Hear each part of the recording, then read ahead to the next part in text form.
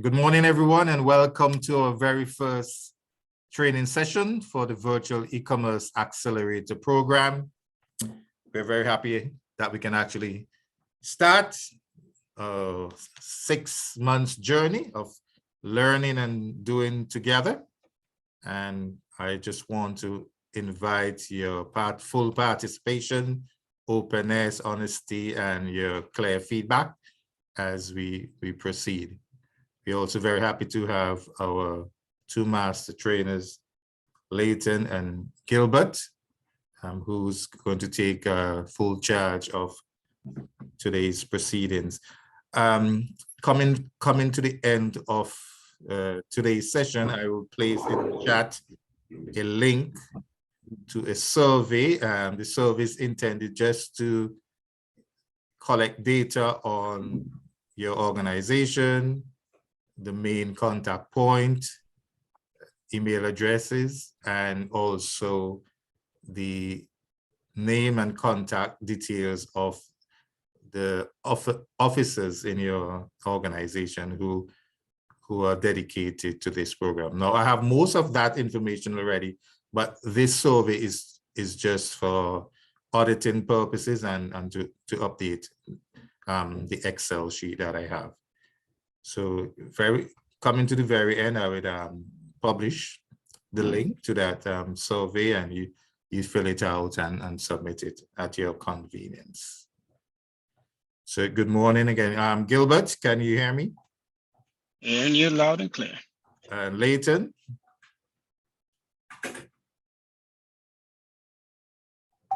Yes, hearing loud and clear. Okay. So I don't want to take up any more time. So it's over to Gilbert and Leighton to take us through the rest of the next 3 hours. Thank you very much. Hi, everyone. Good morning. Thanks for being here. I've been looking forward to this program for the last year or so, because it's been in planning for quite a while. Really excited. Excited about the possibilities. We're going to start off by doing introductions. I'm going to ask you guys kindly, even if it's just for a short period of time, to turn on your cameras, make the introductions, where you're from, tell us something about some of the businesses that you represent. Yes, appreciate it. Like it so far. So I'm going to go according to how my layout is.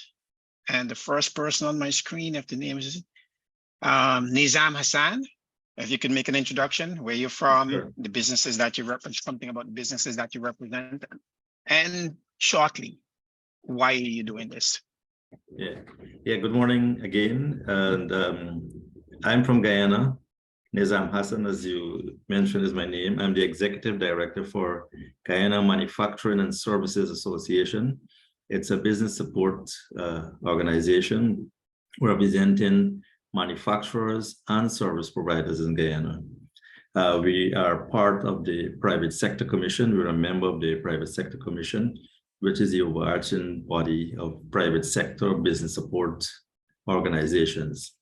We are 240 plus member strong association. We represent, well, we have 8 subsectors: chemicals and pharmaceuticals, agriculture, agro-processing, information communication technology, garment and textiles, construction and engineering, and a few others. So we have large corporate members right down to micro entrepreneurs. I look forward to benefiting from these sessions through this V program to learn more about the whole issue of e-commerce, and to see how we can then transfer that to our membership. Thank you. Thank you. Next on my list is Andrea Livingston Prince.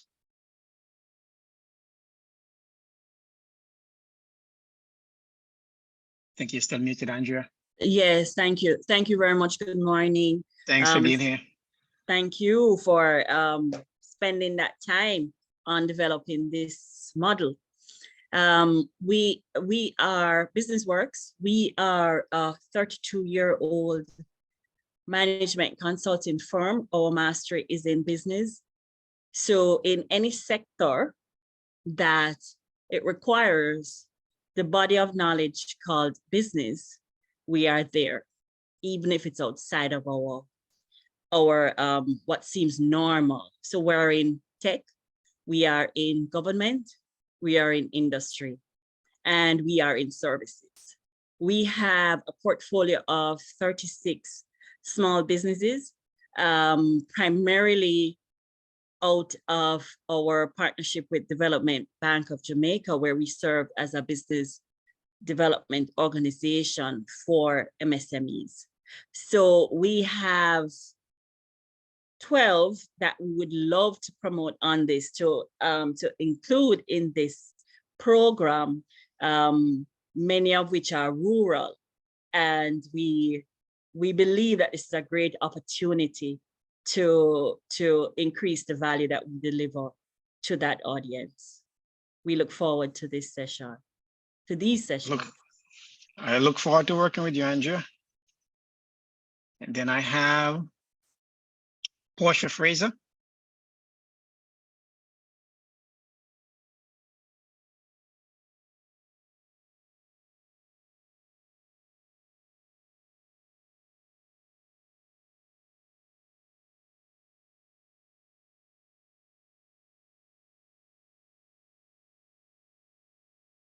Good morning, Portia. You're up next. Portia is muted.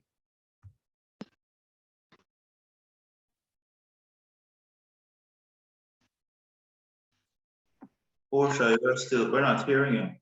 Oh, I'm sorry, I have. No, we're hearing you now. We're hearing you now.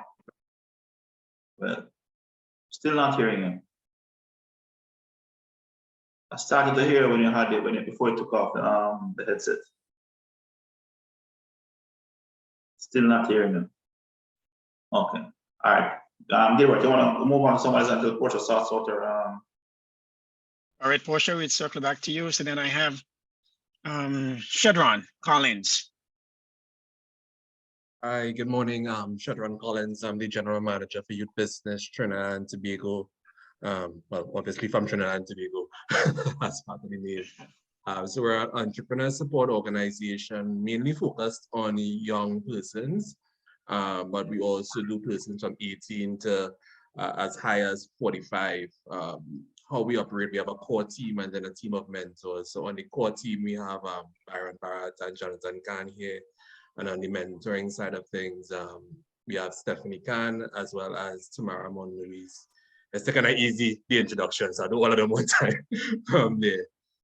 So there's a team of 5 of us on the call, and how we intend to use the training module is really to figure out if we need to either develop our own specific training to get more young persons into e-commerce, or is it something that we can add on to our current curriculum of programs that we offer. But because we work with a lot of mentors who support entrepreneurs, we feel that it's a kind of a trainer so that our mentors could kind of go into supporting more entrepreneurs and getting them into converting to e-commerce from there. Right. Okay, thank you. And is it Kibian Chester Harden? Good morning, everyone. My name is Kibian Chester Harden, and I'm with the Guyana Office for Investment. So we are the country's investment and export promotion agency. This morning on the call, I have with me my colleagues, the export promotion officers, Ms. Natoya Fields and Ms. Allison Troyer. And we're basically here this morning to understand more on e-commerce and how we can assist our small and medium-sized enterprises. Question, how many businesses do you represent? Well, we represent a wide cross-section of businesses, an endless number. So we support the Manufacturers Association, we support the Private Sector Commission, the Chamber of Commerce, all those agencies we support. So their membership, it's wide, as Nizam mentioned, they have over 200 and something members. We support them all. Okay, wonderful.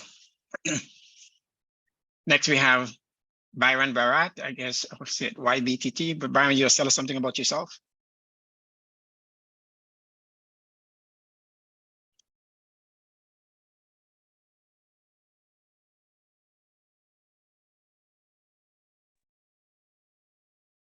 Hi, good morning, everyone.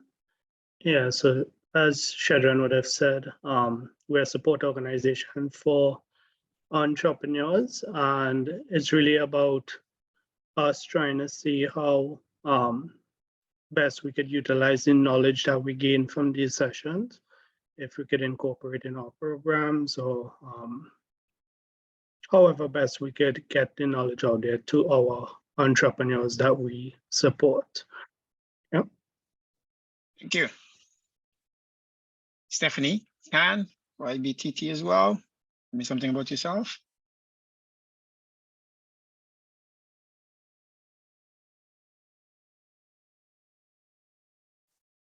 No, I'm sorry. As Shadran introduced us, I started to have breakfast. So That's okay. As long as you share. So yes, my name is Stephanie Khan, and I am a mentor, a volunteer mentor with YBTT Youth Business of Trinidad and Tobago. And I actually joined during the pandemic. So it's been actually quite interesting to me to see the pivot that most small businesses have had to make from being a literal business and brick and mortar to being a virtual session and using social media to maximize their reach and their sales. So I'm actually looking forward to experiencing the knowledge, as I shared in the chat, about what's going to go on in these sessions to try to help even more small businesses that we do. As Shadran said, with YBTT, we support ages 18 to 45. You know, we've expanded the reach, and it's been a real very inspirational to see how a lot of them have been able to pivot and remain relevant during the pandemic and after. So I'm looking forward to meeting with everyone and networking and chatting with everyone after the sessions. And, you know, good morning to everyone from rainy Trinidad. Shadran, Stephanie, one quick question. How many businesses do you have? And more importantly, you said that you're a volunteer. What Yes. drove you to volunteer here? I saw a need because I already have a business that supports entrepreneurs as well. And I always try to expand my reach. So with YBTT, I can offer my services to people who may not be able to afford to have me as a one-on-one consultant. So in this way, I can actually, it's part of my CSR actually. So it's what I do to give back. That's what actually encouraged me to sign up as a volunteer. So I'm happy to do that and just help push forward, because I believe that, you know, I think in each island, we talk about the fact that there's this horrible saying that they say Trinidad is not a real place, but the only way that we can make it a real place is if we volunteer our time and help the next generation to formulate what it is that we see as gaps missing in their own operations. And the only way we can actually change and make a difference in this world is to volunteer your time. So that's why I do it. Brilliant. Love it. Gilbert, just give me a Absolutely minute. I just thought that was just brilliant and Yep. summarizes the spirit of exactly what we're doing. Thank you, Gilbert, for pressing and asking that question. Yeah. Just Yeah, to that's add- brilliant. You're exactly. You're the reason that I'm here. You guys are the reason that I'm here. Just Philip to could add tell in you terms of that. numbers, Gilbert, we usually support around 40 to 60 young entrepreneurs every year. So it is in a chamber so that we don't have a network of persons that are members, but we have a revolving door of entrepreneurs that we support around 40 a year for the past, 20 years? Yeah. Yeah, Excellent. and the great thing is that they support each other as well. So within YBTT, we have a network of young people that actually reach out to each other for services that other businesses may offer within the cohorts that we support. Okay, great. I actually love it. This is the reason we have this program in place. This is the spirit of the program. Philip can tell you, and prior to Philip, the people at Carib Export could tell you, like a lot of the work that I've done with Carib Export is within the same spirit. They cannot afford to pay me for the work that I do, so I show up and I deliver. Okay. Next we have Jonathan Khan, YBTT. Jonathan, tell me something about yourself. Gilbert, just remember to circle back to Portia as well after Jonathan, all right? Yeah, no doubt. Can't miss Portia. All right, good morning, guys. Well, Sharon would have introduced me as the training coordinator for youth business. Something about me, I'm a very hands-on person and I love to tinker. Excellent. All right. All right, Portia, are you ready for us? Can you hear me now? Absolutely. Wonderful. Good morning. My name is Portia Fraser from the beautiful island of Grenada, from the Ministry of Foreign Affairs, Trade and Expo Development. I'm here on this session, the 6-month session, because at the Ministry of Trade, we recognize the importance of our small businesses, as well as with the new government and their thrust in the area of helping new governments, their stimulus package right now, helping new businesses, helping them to grow, helping them to develop, because as a result of COVID-19, there were some new businesses that we recognized that came into being. But what we also recognized from working previously and meetings held with the banking sectors, the credit unions, etc., is that they need a lot of guidance, a lot of direction, and a lot of hand holding as they go along. So hence the reason why I think this training is very important for us in Grenada, and along with myself from the Ministry of Trade, we have Mrs. Saint Bernard James, and from the Grenada Investments Development Corporation, we have Ms. Caitlin Braffett and Beverly Alexander. So they will do their introductions accordingly. Thank you. Thank you. Appreciate it. Aaron Carter.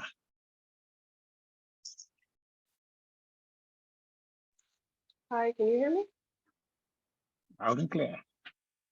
Okay, my name is Aaron Carter. I am an intern at the Small Business Association in Barbados. My main reason for being here is that I like to learn. I like to gain more information to help not only the members of the Small Business Association, but help myself as somebody that wants to be a business owner in the future. Okay. So you say you're an intern at the association. Yes, How's your experience been so far? it's been pretty good. I've been getting more information and of how businesses, bigger businesses can help small businesses and how they push other small businesses. And basically just information that I could use to better myself or my business. Okay, wonderful. Any other members of your team here today? Yes, there's supposed to be one other person. I do not have the name at the moment. But Okay, that's fine. That's fine. One other person. That's fine. All right, thanks again, Aaron. David Bayer.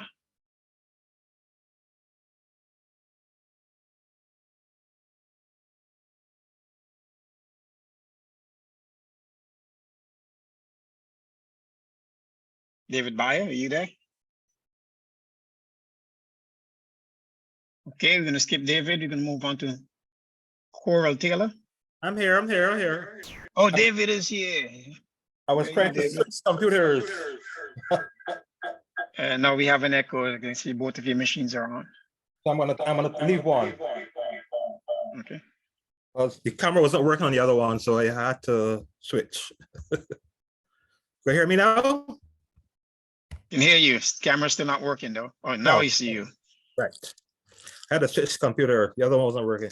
But I am also from the Small Business Association in Barbados. I'm the IT consultant. Okay. I do training for the small businesses in IT matters. I've done little e-commerce with them already, so they have at least a basic knowledge. So I'm a lecturer at university, so I teach in the IT area. So I am just here to get even more information on e-commerce so I can share with the businesses. And we represent a whole cross-section of businesses from manufacturing to IT companies, the whole range. The Small Business Association. we have like the small entrepreneurs, the sole, and then we have the companies. So I think that we will benefit from this training and that we can pass it on to the association, all members. Fantastic. You're absolutely going to benefit from this training, if not just from me and Leighton, definitely from the rest of the group, based on what I'm hearing so far. So Carol Taylor, you're up next. Hi, good morning. It's Coral Taylor. And My apologies. That's fine. That's fine. I am from a company, Barbados Investment and Development Corporation. It's a government agency. And at the present moment, because we are no more export focused, we are transitioning into being called Export Barbados. And my job at BIBC Export Barbados is a senior business development officer.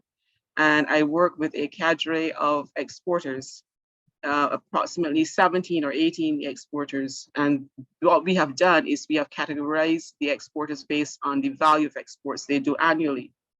So I work with exporters that export roughly between 300,000 US to 1 million US. So it's a small group, and the program that I'm working with is to really build out their exports to get them into penetrate the CARICOM markets, because CARICOM is their major market, but to penetrate the CARICOM market and to further extend into the international markets. So programs will be developed, and online will obviously be a major part of that. So I'm very grateful for this course. Thank you. Thank you. Appreciate you being here. Karen Gill. Hi, good morning, everyone. My name is Karen Gale, and I'm from the Belize Chamber of Commerce and Industry. I'm the membership program administrator here. The Belize Chamber of Commerce and Industry is the largest private sector membership organization in Belize. As a voice of the business community, we're the advocate for our private enterprises. We have industry, services, and commerce. We have over 1,500 members and counting. So we go by our CCC philosophy to champion, connect, and capacitate. So with this knowledge, I'm hoping that we're able to gather all the information and take it back to our members so that they're able to grow from the knowledge we gain. Excellent. Thanks for being here. I think I'm hoping I'm not butchering. I think this is Eve Peters, St. Lucia Chambers. Morning, my name is Eve Peter. I'm representing the St. Lucia Chamber of Commerce, Industry and Agriculture in the capacity of program officer. And basically, you know, the Chamber of Commerce is really and truly an organization of business owners and entrepreneurs who promote the interests of their local business community. And we provide access to a number of valuable resources, discounts, and also foster relationships that help businesses save money and also market their products. I keep hearing, you know, over and over again about entrepreneurship. And this is something that is heavy on our agenda at this particular time, particularly with our new government administration having passed the Youth Economy Act as of the 12th of August this year, 2022. We're also, as part of our portfolio of services, we also represent the interests of local entrepreneurs in the capacity of the St. Lucia Youth Business Trust, which is actually a project undertaken by the Chamber in November 2011. And it's aiming to foster the concept of self-employment and the spirit of entrepreneurship among the youth, particularly within the age range of 18 to 35 in St. Lucia. So I'm hoping to benefit immensely from the training, and I look forward to the sessions up ahead. Thank you for being here, Eve. I'm sorry, but I must say that I'm really excited about the youth programs. I'm passionate about that. Right. The future of economies is in their hands, and the way that we guide them is going to be critical in shaping Caribbean economies. All right. Thanks again, Eve. Welcome. Sorry about the camera, but yeah, now we see you. Yes. Sorry about it. Jillian St. Bernard James.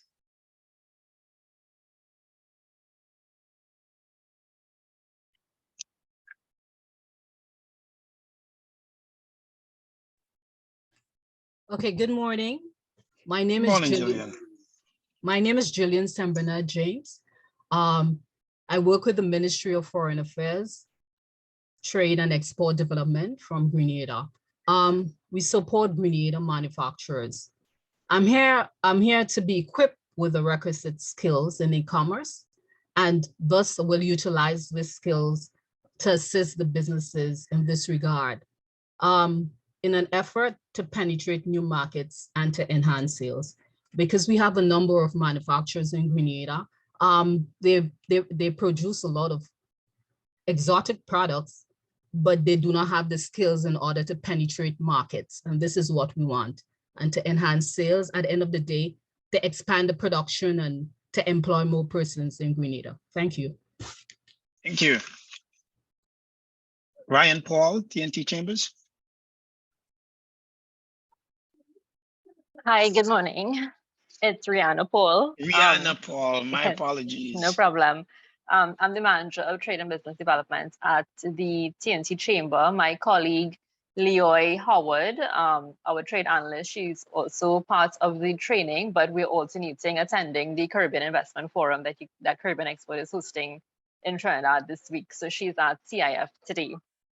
So the TNT Chamber, we're the oldest chamber in the country. We also have an office on the island of Tobago.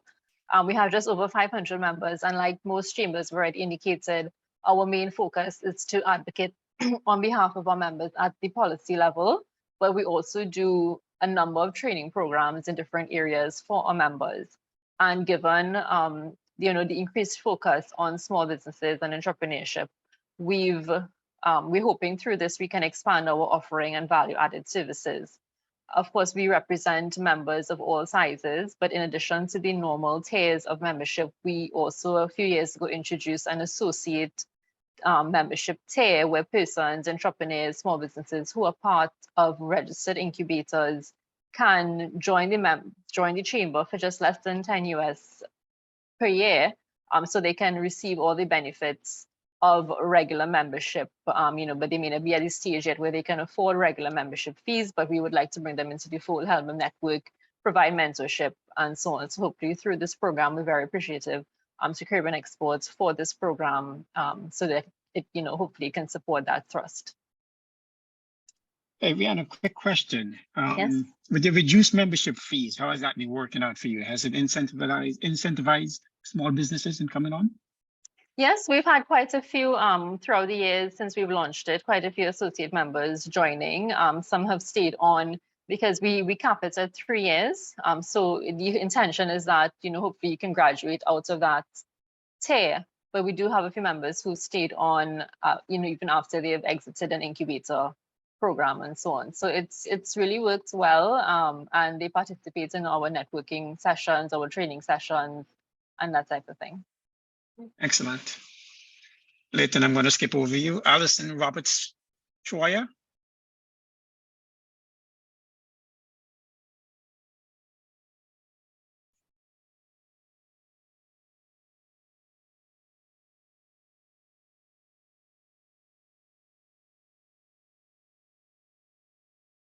Alison, you there?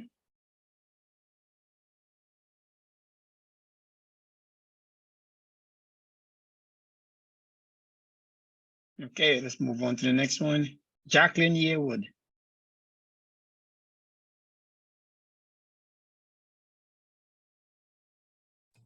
Good morning. So sorry about that. Let me put on my camera. Thank you, Jacqueline. Hi, good morning. My name is Jacqueline Yearwood. I work with the Antigua and Barbuda Investment Authority. Now, the Investment Authority in Antigua is not the traditional investment authority, in that when we were set up, there's a specific department which looks at the whole issue of local business development. Well, some want to say small business development. And we administer an act which speaks to providing, I should say, a level playing field for those smaller businesses. In the case of my department, the Enterprise Development Department, we focus a lot on assistance and working with SMEs. Now, we're very big on training. We've developed a particular set of courses under the Mind Your Business theme, whereby we work with small business to give them practical support and knowledge that is necessary that they can use, daily. Not a lot of theory and not a lot of long epistles, something that they can implement, which we're very proud of.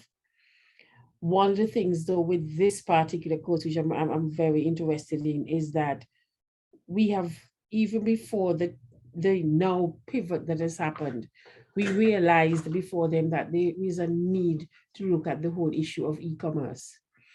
And then COVID came, the pivot came.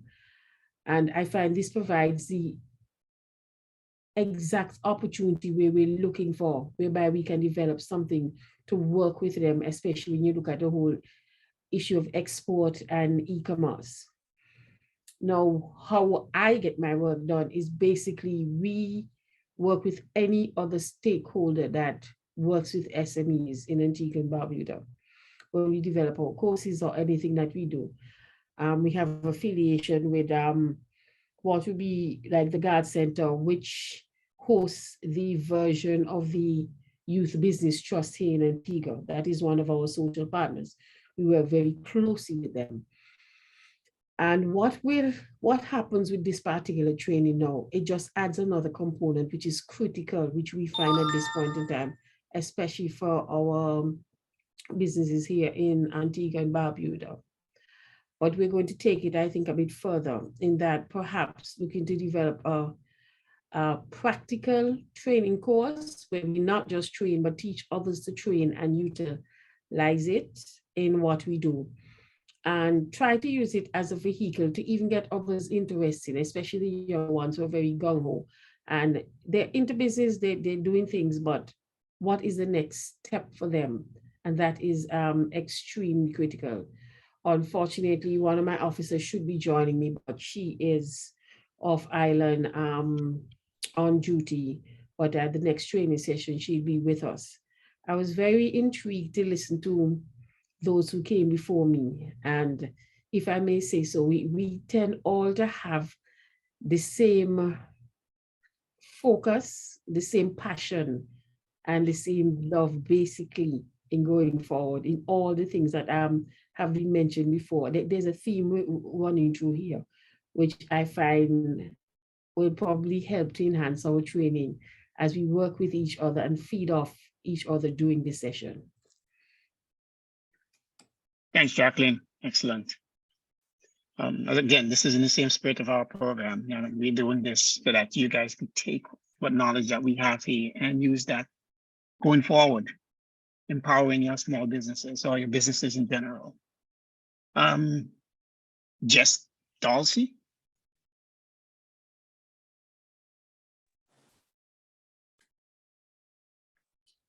Hello, can you hear?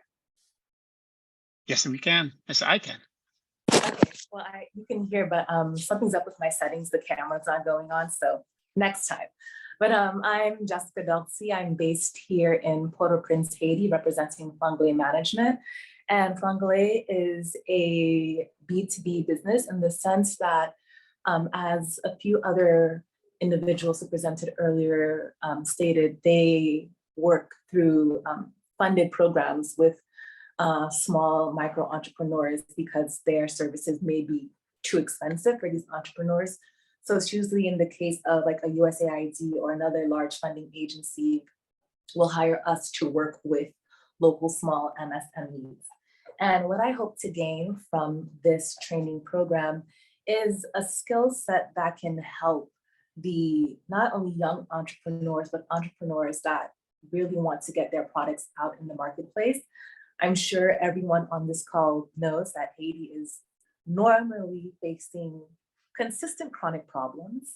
And the local market really cannot absorb a lot of the products and offerings that these entrepreneurs have. So exporting is literally their only choice, or only chance, I should say, in generating income and supporting not only their families and communities, but the greater, you can say, population as a whole. So yeah, that's what I hope to do, just gain some skills and be able to transmute that in a local context that can help these entrepreneurs promote their items abroad. Thanks for being here, Jessica. Caitlin Bratwood.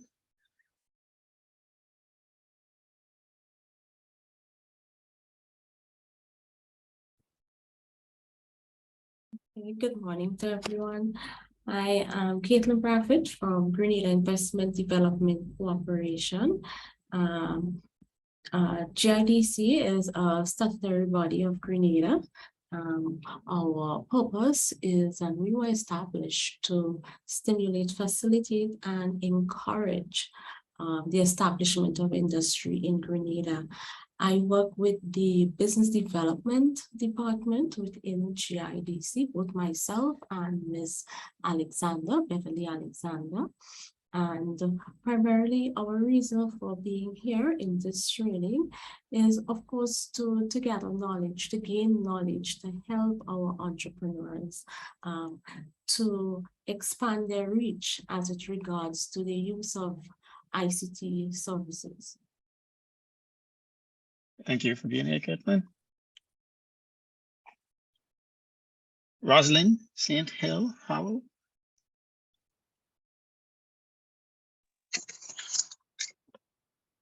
Hi, I am Roycelyn, as in a Rolls Royce. I am with the St. Lucia Ministry of Commerce, and I am a senior officer with the Small Enterprise Development Unit, which is also known as the Small Business Development Center. As a government agency, we have the legal mandate to develop our small enterprises, and we provide support through training, entrepreneurial development, as we call it, duty-free concessions, providing assistance for advocacy and advisory services generally. And with me, there are a few other persons, and they will introduce themselves. Our interest definitely would be to help stimulate the MSMEs that we work with to provide more digitalized services and be able to access the global market and become more internationalized. And that is definitely what we would like to learn, so that we can develop a cadre of trainers who can work very effectively with our business partners. We also work with the associations like the Small Industrialized Business Association, Manufacturers Association, and the Chamber of Commerce. So we partner very closely with a number of industry partners and statutory agencies. And that's it for me. Thank you for being here. Mara, YBTT.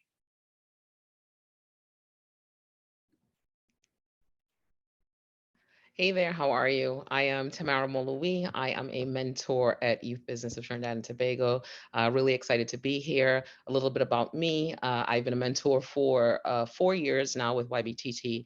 I also have my own business. I am the founder and executive director of digital strategy at Monovan Digital Marketing Solutions. And what we do is we really kind of help businesses navigate the digital landscape. I live in the US, but I spend a lot of time in Trinidad. I have clients out of Trinidad and in the US. And again, we spend a lot of time really educating people about digital. Why I'm really excited about this is because the digital for the Caribbean looks a little bit different. The people are a little bit different. The touch points are a little bit different. And I think there's a great opportunity to really understand how do we get vendors and get the youth really excited about getting their products out there and connecting with some of those best practices, but also taking into consideration the nuances of the Caribbean and how that works. Right now, we're working with a client that actually has a lot of vendors, and we're getting them visibility in the US market. But again, it's a little bit different with US clients, and it's really those nuances that I think we'll be able to really tap into here. So super excited to be a part of this conversation. Okay, quick question. What are some of those nuances that you find that you've found so far? Yeah, well, some of the nuances are definitely the presentations, right? How are you presenting things to the US audience? The US audience is into a very, we want it now, we can click on it and get it through social media.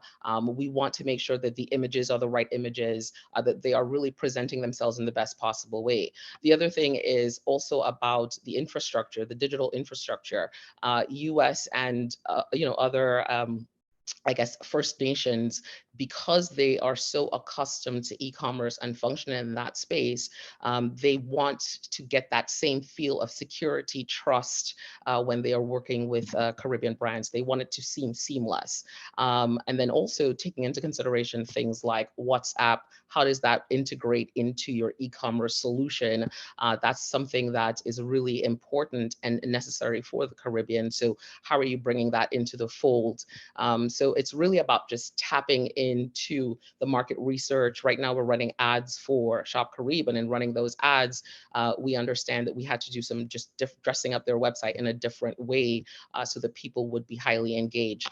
And also about messaging too, right? How are we messaging that these brands are the best brands as well, that what's coming out of the Caribbean is second to none. So branding comes to play into that as well. So, and also in the Caribbean, it's just a little bit, the touch point for the sell, I think, is a little bit more, it will be a little bit more. So while it might take about 10 to 20 touch points, I think getting someone to buy something through the Caribbean might take a little bit more touch points. And we need to understand, how do you nurture, build, and get people really excited to be able to buy from us. Very good. And that's very important. That's one of my main topics, value in Caribbean products. All right. Yeah. Next, Patrick and Victor.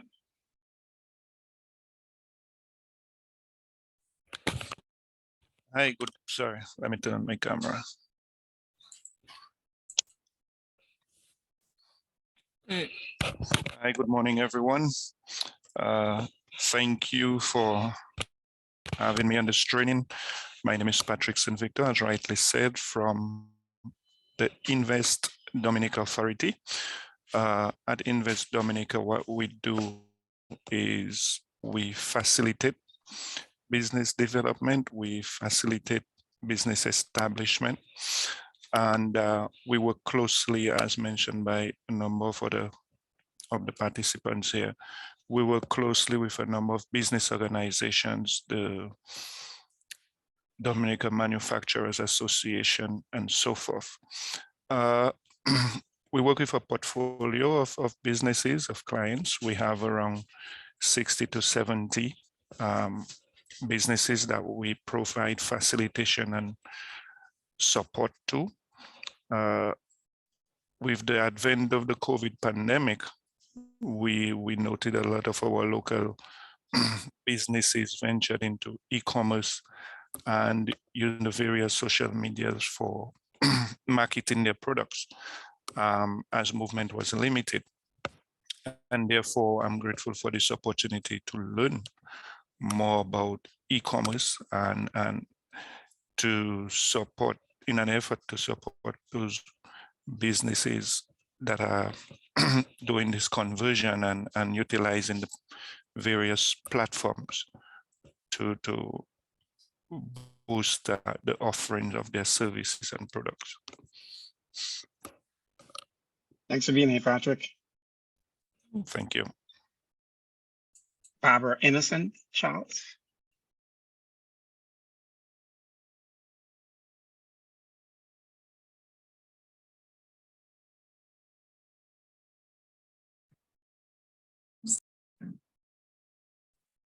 Good morning, everyone. Good morning. Good morning, Barbara. Yes, so I want to echo Camera available, Barbara, so we can see you? contributions. You want to see me? All right. Yeah, absolutely. Is that okay? That's fine. Okay. Yes, so my senior officer, I'm director of the Small Business Development Center, and my senior officer, Mrs. Howell, aptly explained, articulated our stance with regard to, the importance of this VEAP program. And I just wanted to add that, the having an online strategy has been one of the challenges or setbacks for our small businesses. And that was evident when the with the onset of COVID, where when we conducted our survey, we realized, only 10% out of 300 respondents had such a strategy and was able to, pivot, bounce back, very quickly after shutdown and so on. So this program that you have designed will also support some of the projects that we will be implementing in the upcoming months. Okay, and with regard to the women who now seem to be carrying the load as the breadwinners of the family, this will certainly help them, the women-owned businesses. Thank you very much. Women have always been the breadwinners of the family. Okay, so who do we have next? Beverly Alexander.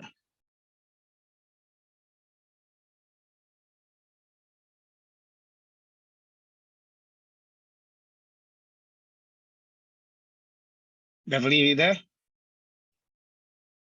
Oh, sorry about that. Good morning.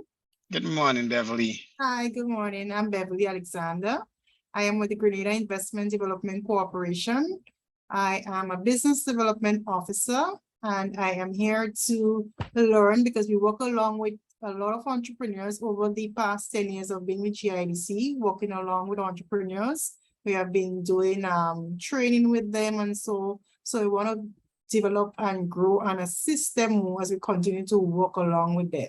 So me and Mrs. Braffett are here to do that, and we thank you for the opportunity given to us. Okay. Thank you.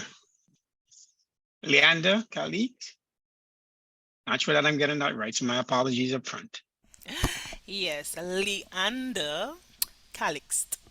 Calixt. Yes, I'm also from the Small Business Development Center, SEDU, Ministry of Commerce, St. Lucia. I think Mrs. Howell and Mrs. Barbara Charles has said about the organization. And I'm happy to be on this program because we need this information so that we can transfer knowledge to our entrepreneurs in e-commerce and how they can propel their businesses forward. Thank you. Thank you for being here. Mhm. Heidi Alcindor.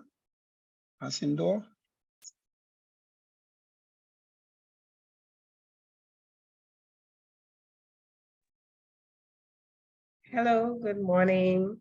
Good morning. My name is Heidi Alcindor, also Business Development Officer from the Ministry of Commerce Small Business Development Center, also known as SEDU. And I'm very excited to be here because I believe that the e-commerce is very much needed by our entrepreneurs and probably our growing business enthusiasts. And it will definitely be a good knowledge area to have as a business development officer, as they do need all the help they can get. So thanks for having me. Bye. No, you're not getting away so easy, Heidi. Please tell me something about your organization and what type of business you represent, how many businesses you guys have on board now. Okay, I'm from the Ministry of Commerce. And we're from the Small Business Development Center. My director was on, as well as Mrs. Howell and Ms. Alex. We basically cater to all small businesses in St. Lucia, micro, small, and we also cater to the industry persons as well.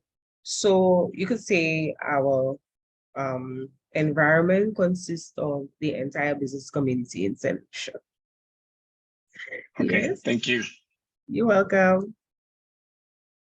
Candiria McKinney. Good morning. Good morning. Good morning, Sorry, Candida. trying to get the video started. Good morning, everyone. So I am a part of the SBDC, Assets Accelerator in the Bahamas. What we do is form partnerships and lend support to small to medium-sized businesses. That might take the form of advisory services, grants, funding. In particularly, my position is a post-funding advisor, which means that I get the opportunity to work with clients after they would have been funded and to walk with them, to hold their hands for a 3-year period as they continue to grow their business. I am particularly happy to be here because several of my clients have had export opportunities that would be made so much easier had they had the e-commerce available or the e-commerce platform available. And I'm really looking forward to learning more about how we can support businesses across the Caribbean as well as in the US. Okay, got a question for you, Candida. Yes. And I'm sure many under the panel are listening to you and wondering, how do we get small businesses funded? How does that work for you guys? Just a brief, you don't have to go into it, yes. You don't have to go deep into it, just give So us with a the synopsis. SBDC, there are several programs that are launched throughout the year. Some of them may look like a grant only. Some of them look like a loan with a matching grant. Definitely businesses must have the necessary requirements such as business licenses, a business plan, and the support doesn't just end there. If you don't have a business plan, you can come in and have that done. Someone will be assigned to work with you. So throughout the year, the programs look very different. Some of them are from the government, some of them are from the banks, some of them are directed for fishing and farming, some of them are directed for tourism, but like we see with the Royal Caribbean program. So throughout the year, the programs look very different, but that is really how we do the funding throughout the year. Excellent, like it. We have Modu, Digne Export Barbados, I think it is. Yes. Yes, good morning. Good morning. Good morning. Modu Jian. And I am a Senior Business Development Officer with Export Barbados, which is BIDC.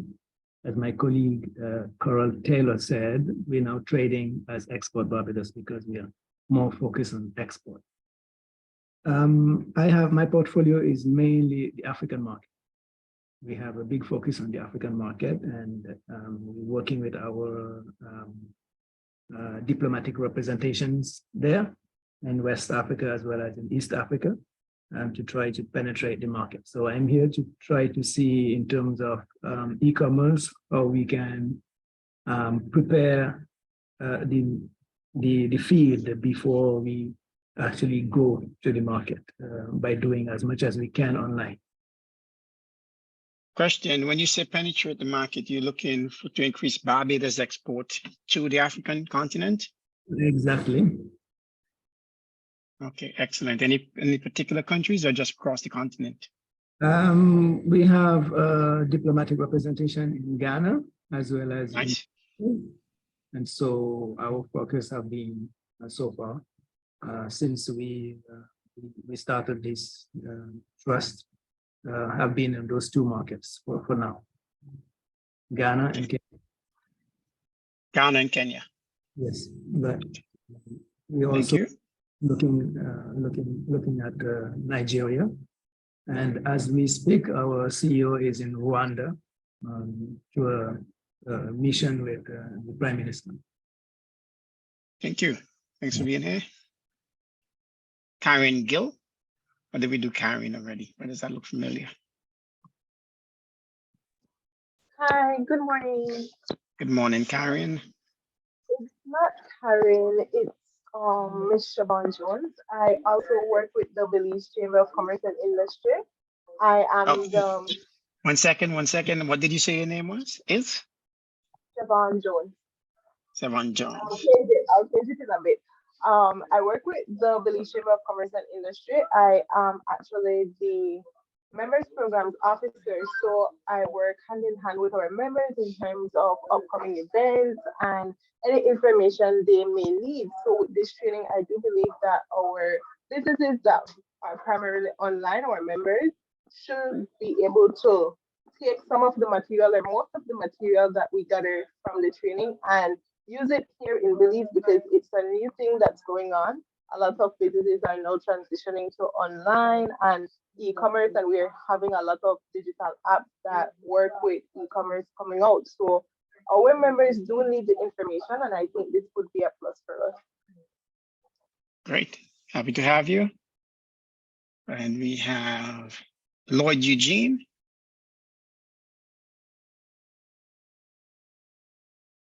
Morning. Morning. I don't know what I'm available, so I'll have to just speak. Can you hear me? Loud and clear. Okay, wonderful. I'm happy to be here this morning to partake in this meeting because I believe right now we're living in the technical age, the digital era. Probably 2 decades ago, the large phase was to leave the small islands of the Caribbean and to head to the larger countries like the US and the top tier countries to earn a living. But right now, there is no more need. The phase now is actually to leave the 9 to 5 and work online. And I think that's the great transition that is taking place now. So this morning, I hope to achieve as much as possible to learn more about the e-commerce platform and to share and to partake in the discussion this morning. I thank you. Thanks for being here. I'm also from the Ministry of Commerce and Lucia, SEDU. I have my staff with me as well. So we're here on behalf of the Ministry of Commerce. Thank you. Thank you. Natoya Fields, Harewood.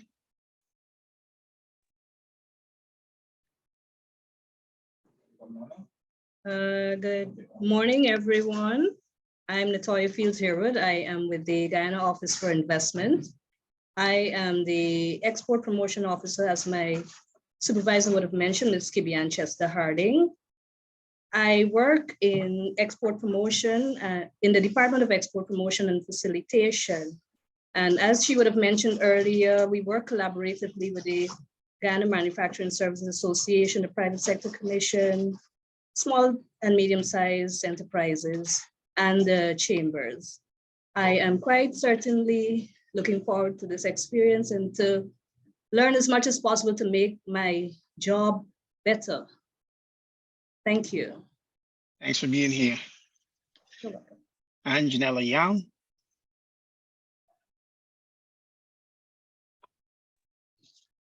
Good morning.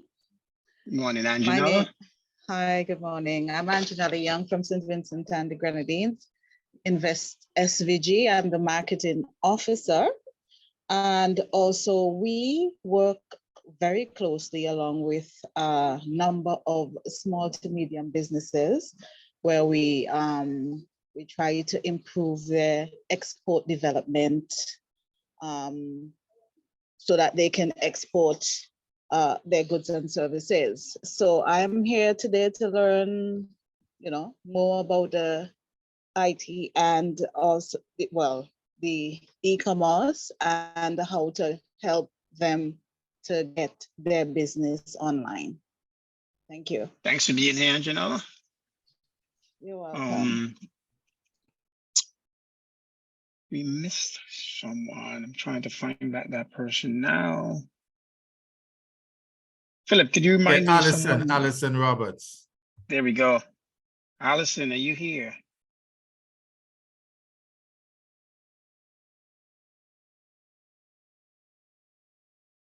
Well, her device is here.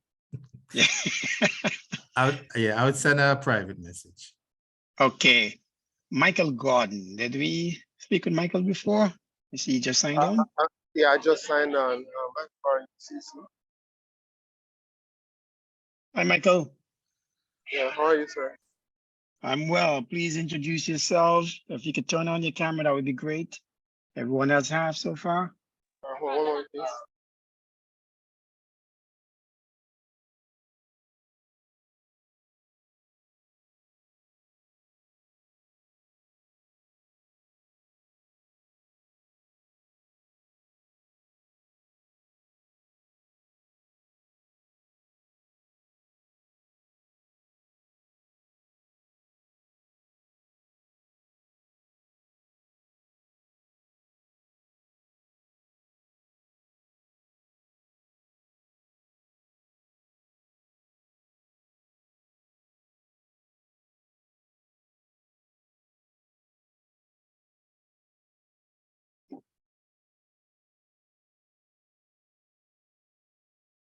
Michael, if you're speaking, you're muted, huh?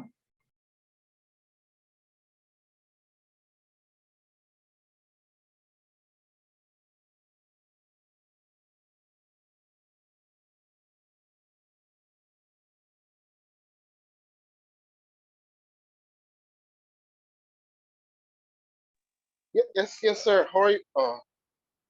Yeah. Can you hear me? Yes, can hear you loud and clear. Right. I'm kind of dual. Right. So I'm from UCC Innovation Center. Okay, we're no longer hearing you, Michael. You're in and out. But yeah, I'm from UCC, the Innovation and Technology Center. We're here to support our various entrepreneurs as they build out their startups. We have several partners. OS. We're here to work. Okay, not sounding so good there, Michael. You're in and out, so we can hardly hear what you're saying. Well, I'm gonna reduce the video so that you can. Okay. So I'm here. So I'm here to work with Veep so we can make our entrepreneurs global powerhouse. Where's UCC? UCC is in Jamaica, the University of the Commonwealth Caribbean in Jamaica. Okay. Thanks for being here, Michael. I think I've covered everyone so far. If anyone has not been covered, please let me know. Fantastic. Silence is golden. Okay, so my name is Gilbert Williams. I'm one of the master trainers here. I don't know that I'm a master of anything because this e-commerce market is a constantly changing space. I'm an engineer by training, sort of a psychologist by education. It's a mixed bag of fields, but I love it.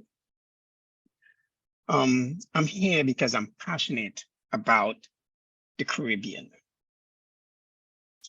I'm invested in this training wholeheartedly, and I'm hoping that you guys are here on the same level. And that's really important. Second.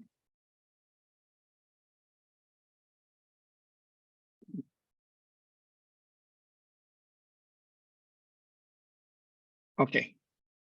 The professional appeal here. You guys are in a very unique position. I know no one probably ever spoke to you about this. And if they have before, great. There's a weight on your shoulder from my perspective. The future of the Caribbean, its economy, its business atmosphere sits on your shoulders. I mean, you might be wondering why. Small business everywhere you go are the bedrock of the economy. If those small businesses die off, so does your economy. And if the economy die off, I don't know how what survival will look like in spaces like the Caribbean.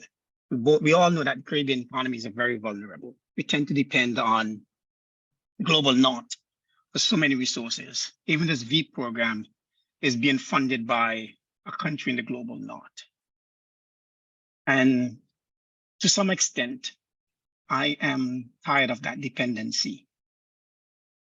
It's about time. We have the ability, we have the natural resources, we have the natural talent, and it's about time the Caribbean economies, Caribbean small businesses start surviving that talent and that natural resources. We do not have the financial resources a lot of the times to make a lot of this happen. This is why I was questioning Bahamas and how they raise funding. So we, in the global South, in the Caribbean specifically, right? We have to bring disruptors to the market. Our young entrepreneurs, our entrepreneurs. Being here I'm from St. Vincent, but I'm based in New York. Not happy to say that. I'm ready to move back to the Caribbean. There's opportunity. We have to come up with hacks, and that is our mission here today. Not over the next 6 months to a year. That is Philip, myself, and Leighton's role. We're here to provide you with a number of hacks when we can't find the financial resources to push those businesses to a whole new level. We've been told, sitting here, we've been told so many times that Caribbean businesses are risk averse. BS. When a Caribbean small business, or when someone in the Caribbean decides to open a small business, most of them are taking one of the biggest risks they've ever taken. Again, a lot of them are not getting funding from anywhere else. It's their own resources. And when they lose that funding, they lose everything. Unlike out here in the global north, I won't say for me because as you guys could recognize my complexion, a lot of business here could walk into the bank, get funding, they could walk into investors, get funding, and if they lose that money, they lose the bank's money, they lose the investors' money. When a Caribbean entrepreneur steps into the market, if they lose what they have. They're the biggest risk takers. We need to treat them with a certain level of respect. When we approach Caribbean small businesses, we have to approach them, even if we don't understand their vision of their business, recognizing that they do have a vision. And that's critical because we live in a world where people are in positions of leadership where they have no vision. And that's terrible. So when we approach our Caribbean small businesses, recognize that they have a vision, recognize that they have, it took a certain amount of courage for them to do what they're doing. So the support that you bring has to be a supportive, has to be an encouraging type of support. I'm tired of dealing with Caribbean small business who complain about them being dealt with skepticism. Oh, why do you want to do this? You sure you don't want to do something else? Understand, there's healthier ways to question the integrity of a small business. One that is encouraging, one that is supportive. And we're going to teach you some of those methods of getting up, and some of them provide you with a lot of the tools to help them better define their business, their goals, their markets, and their objectives.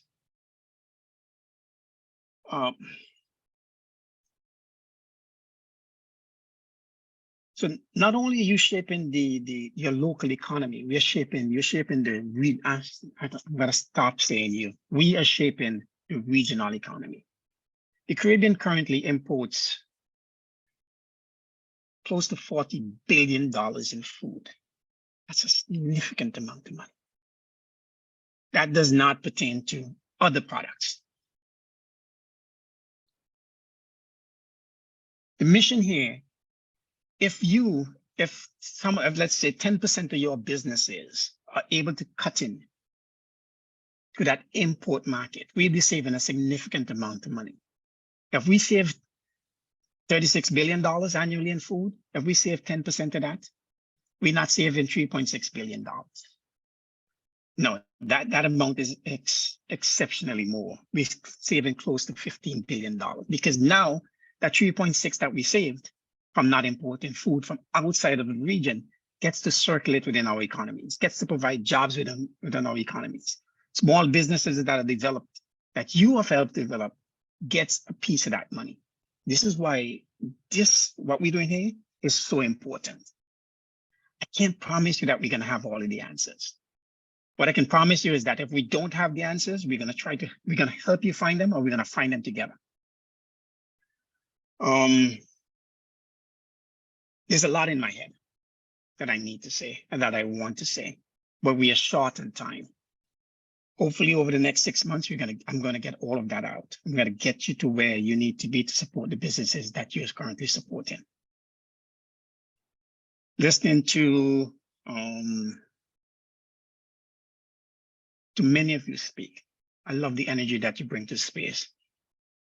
I love that your investment in the future, the youth economy.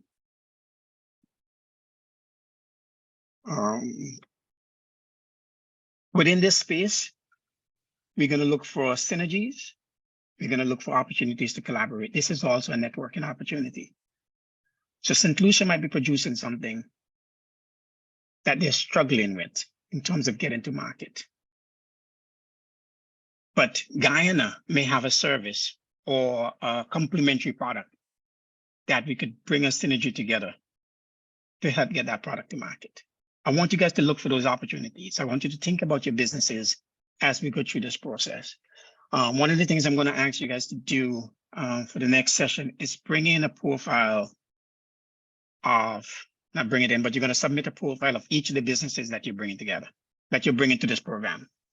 I forgot to ask if anyone here is bringing a business in the service industry. If there's anyone, just unmute and let me know if you have a business that's in the service industry. I encourage you to look for businesses in the service industry. They're relatively easy to get to market. Yes, we have services companies as well, including. Yeah, Nissan? That's a Modu, excellent. Yeah. For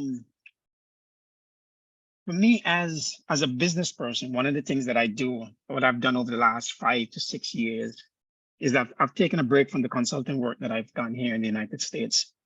As I said earlier, I'm an engineer. So I build emergency response facilities for government agencies. I build banking facilities, a lot of high-risk facilities. But I've taken a break from that because I want to invest my time, my energy, and my talents in the Caribbean.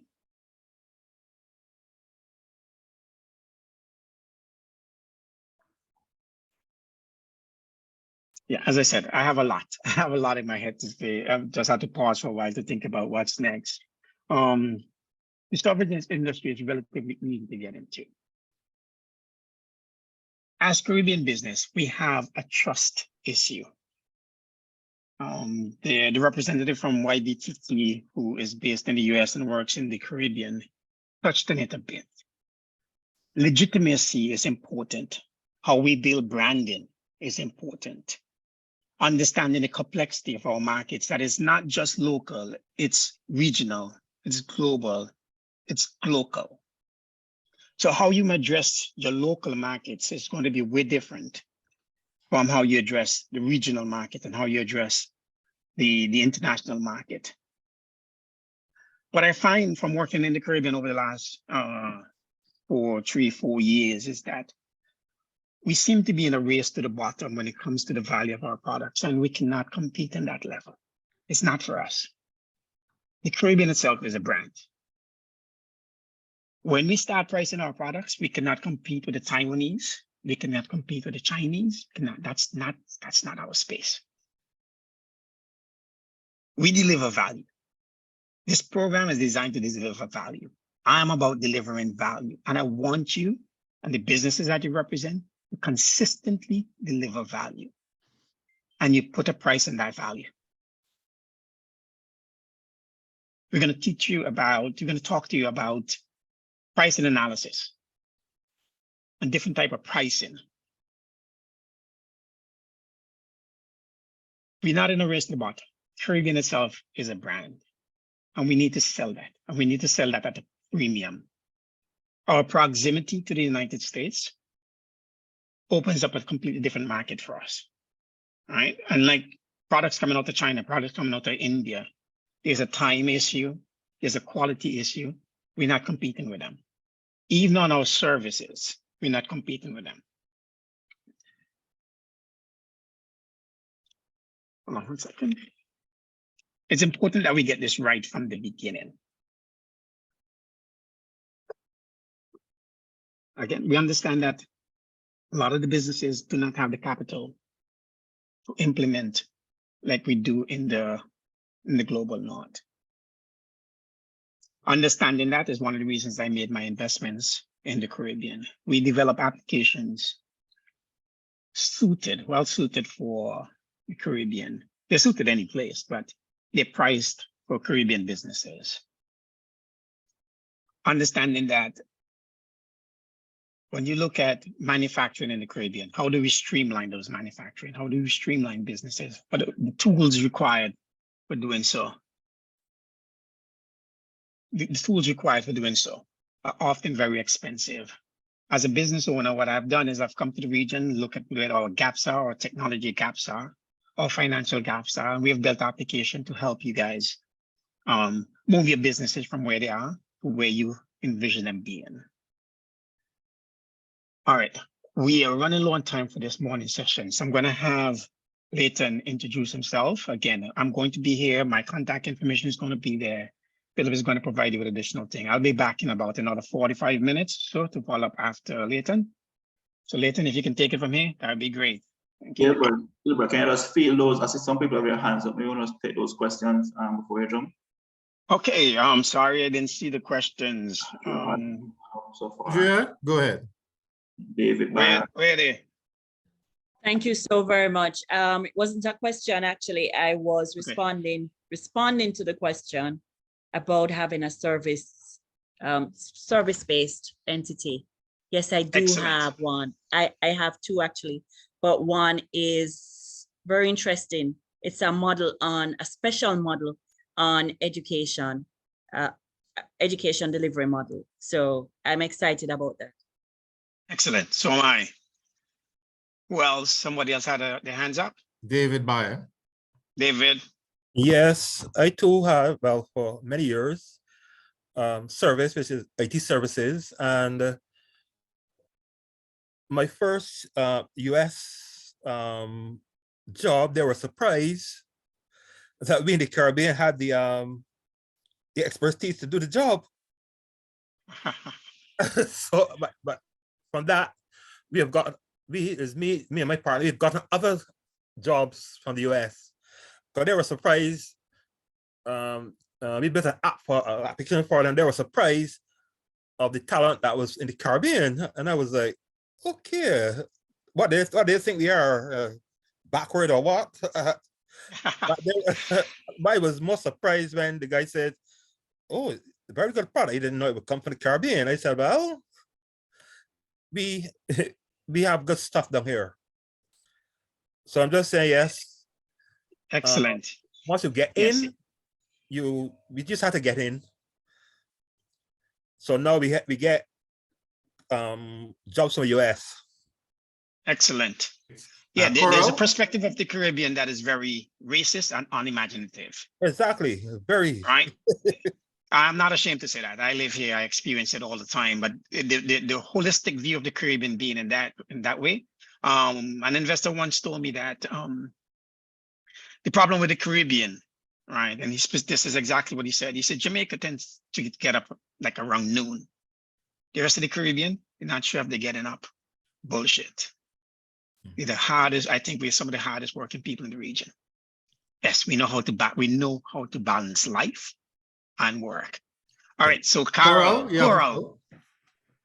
Hi, yes, I'm just feeling a little out of sorts here because I remember in the initial stages, we were told to submit some of the names to persons in businesses that were interested, and we would have done that. So we don't have the names of the clients that we're actually working with. I'm hearing persons that are working with service companies, but we would have just submitted those names, or actually the emails would have been gone out to those businesses who are interested, and they in turn then submit directly to Caribbean Export. So we really don't know who was selected. So I am not certain who we are working with. So I'm hearing you talk about working with service companies and that sort of thing, but we don't know right now who we are working with. So I'm just a little trying to feel my way through this here right now. Okay, Coral. So yes, so some companies would have used the facility of the e-commerce checklist, e-readiness checklist from our platform. For those for companies that registered, I would have sent out the information back to the relevant BSOs in the country. I would double check on the applicants from Barbados. But while we are on this, I would encourage you to those of you to make another effort to reach out back to the companies and businesses you serve.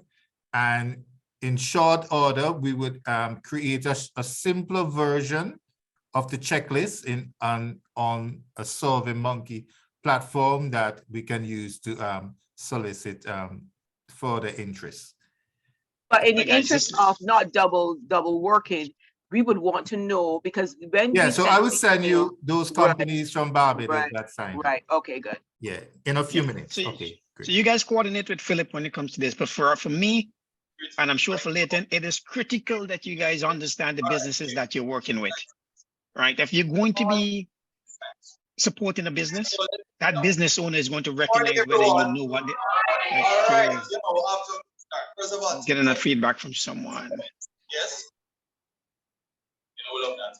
But firstly, I am so happy to be here. This is Michael. Okay. Thank you. Yes, guys, sorry about that. Yeah, it's critical when you're working with a business. It's important that this business owner knows that you understand exactly what they're doing, what they're about.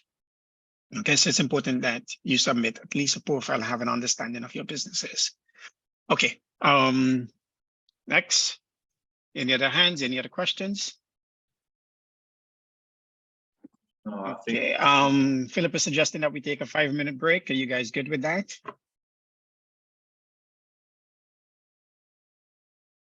That's okay. All right. Yeah, let's take 5 minutes and we'll be back at 10:25. For some of you, it's 9:25. I'll see you guys soon. It's 11:25 Barbados time.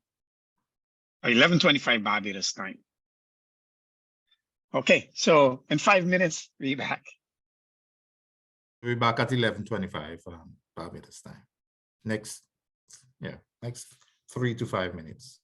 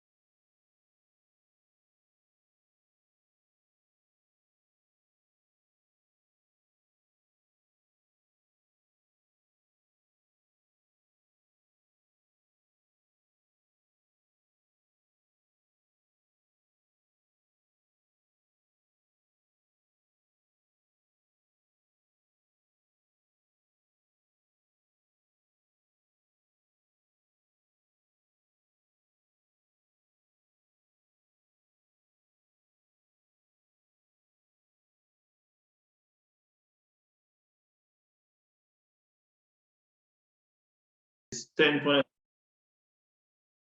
Okay, great. It's 10:26. I hope everybody is back. Can I just ask persons to put up their hands just to indicate that you're back at your desks, just so we understand that everybody who was with us is back again. Great, thanks so far. Thank you very much, Brian, Jacqueline, Roycelyn. Thanks for putting your hands up. Thank you. Yes, just continue to put those hands up. Let's put those hands up, guys. Just let us know you're back at your desks, because we want to kickstart the second half of our program today, and we want to ensure that everybody is getting in on the action and not being left out. All right, I'm going to turn on my camera briefly. I think it's not the greatest at the moment, but okay. All right, morning again, guys. Morning for the first time from my end, guys. Gilbert, thanks a lot for bringing us through the first half of today's session. I must say, listening to team members from other territories express the challenges that they're facing and their reason for being a part of the program really came across as being very, very genuine, and also excites us on our end, because this is the type of interest that we're looking for from our BSO participants. The BSO participation is extremely critical to the success of this program. The model of this program, as you have heard Philip mentioned in our first meeting, is one of a kind, has never been executed in this nature anywhere in the world. So, we're all being a part of something very groundbreaking and very innovative. However, it is very important to understand that the BSOs are the primary targets of this training engagement to build capacity within your organizations so that you can support MSMEs to grow and adapt e-commerce principles in their business. I'm gonna ask the team here to just excuse any background noise you may hear at any point in time on my end. Apparently there's some work being done on my office space, and that was not necessarily scheduled for this morning. They surprised me by coming earlier than initial plan. So if you do hear some background noise, I'm going to ask us, excuse me on that, please. But I'm going to be trying to speak as clearly as possible and as loudly as possible so that the background noise does not impact anything that you are hearing, read a lesson that we're going through today. I want to share a little bit about my story to you guys, hoping that hearing from somebody who has walked the walk will inspire you to understand what we can achieve from this program. As I mentioned to you, the BSOs, are the primary targets of this program, and what we will be doing is showing you how to unlock the potential within businesses to really implement e-commerce strategies, tools, and different tactics to ensure that you are successful, or your clients are successful, or you are able to even build out your own e-commerce support programs within your entities to target small businesses who need that level of support. I am an entrepreneur. My background, well, I'm from Jamaica, from the rural part of Jamaica. I don't necessarily consider it very rural because Jamaica have this thing of country and town, and the country people kind of backward and stuff. So I don't like to refer myself coming from country or rural Jamaica, but it is from the rural parts of Jamaica. And I grew up, always wanting to be an entrepreneur, always interested in tech, always was a person who would fiddle with things with my hands, fix things without a manual and so forth. Always had that ambition. Was educated at university level in computer science, came out of University of the West Indies during the recession, which was a tough period to get jobs at the time. I remember sending out over 250 applications for only maybe 1 or 2 to come back with potential opportunities. None really within my field, so I ended up taking a job in electronic security. Did not like, well, I excelled at it. I did it for 6 months and excelled at it, being the top sales rep for the first quarter of my period there, without the second quarter, which is the second half of that 6 months. But didn't like the management style of the company and took a pay cut to work with a tech company that allowed me to hone my skill sets in computer science.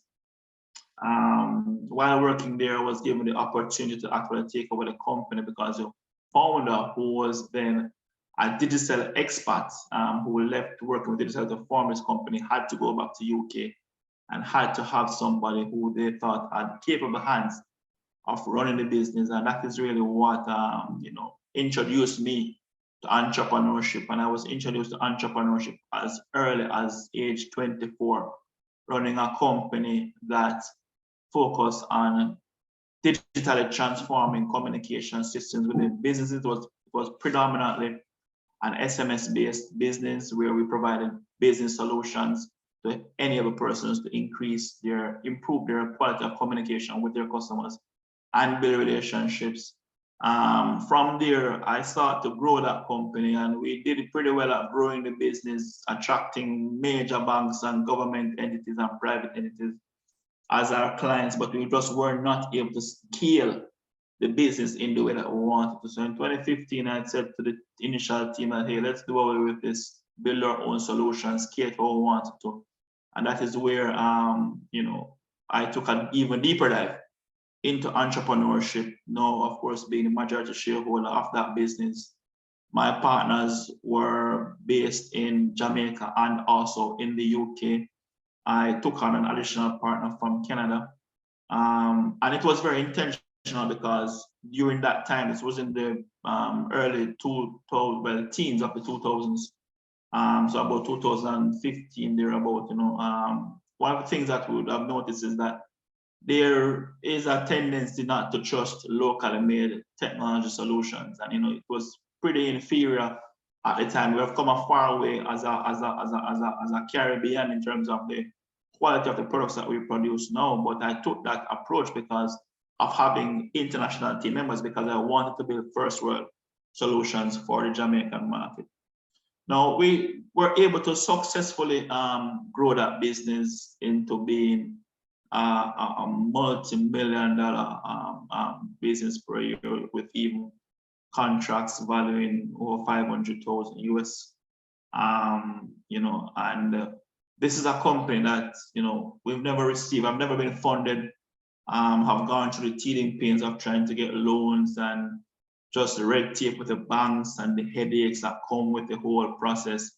It can be very discouraging to really go down that path as an entrepreneur. So I have made my way without funding, and I want to highlight a turn of events that really catapulted me to where I am now, which is where in 2018 I decided that I wanted to become more skillful, become more savvy at being an entrepreneur, to get formulas for success. I was already in the space for at least 6 years, 6 to 7 years, and have not found the success that I quite wanted. Yes, we found success in many areas, but as an ambitious young entrepreneur, when you start at age 25, you're looking at the whole world is your playground, and there's no ceiling, no limit that you put for yourself when you start entrepreneurship at such a young age. And I'm sure that you within your ranks would have entrepreneurs as early as in their 20s, 30s. Generally, any entrepreneur under 40, or I think even 50 in some countries, are considered young entrepreneurs. And these are the persons who would typically start up businesses to feed their families.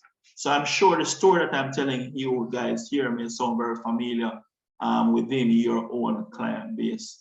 But the turn of events that I'm speaking to is joining a similar accelerator program like this with the Jamaica Business Development Corporation here in Jamaica. It was actually their second cohort of running the accelerator program. I saw an ad on TV that made bold promises about, increasing team members, increasing sales, increasing number of territories that we're active in.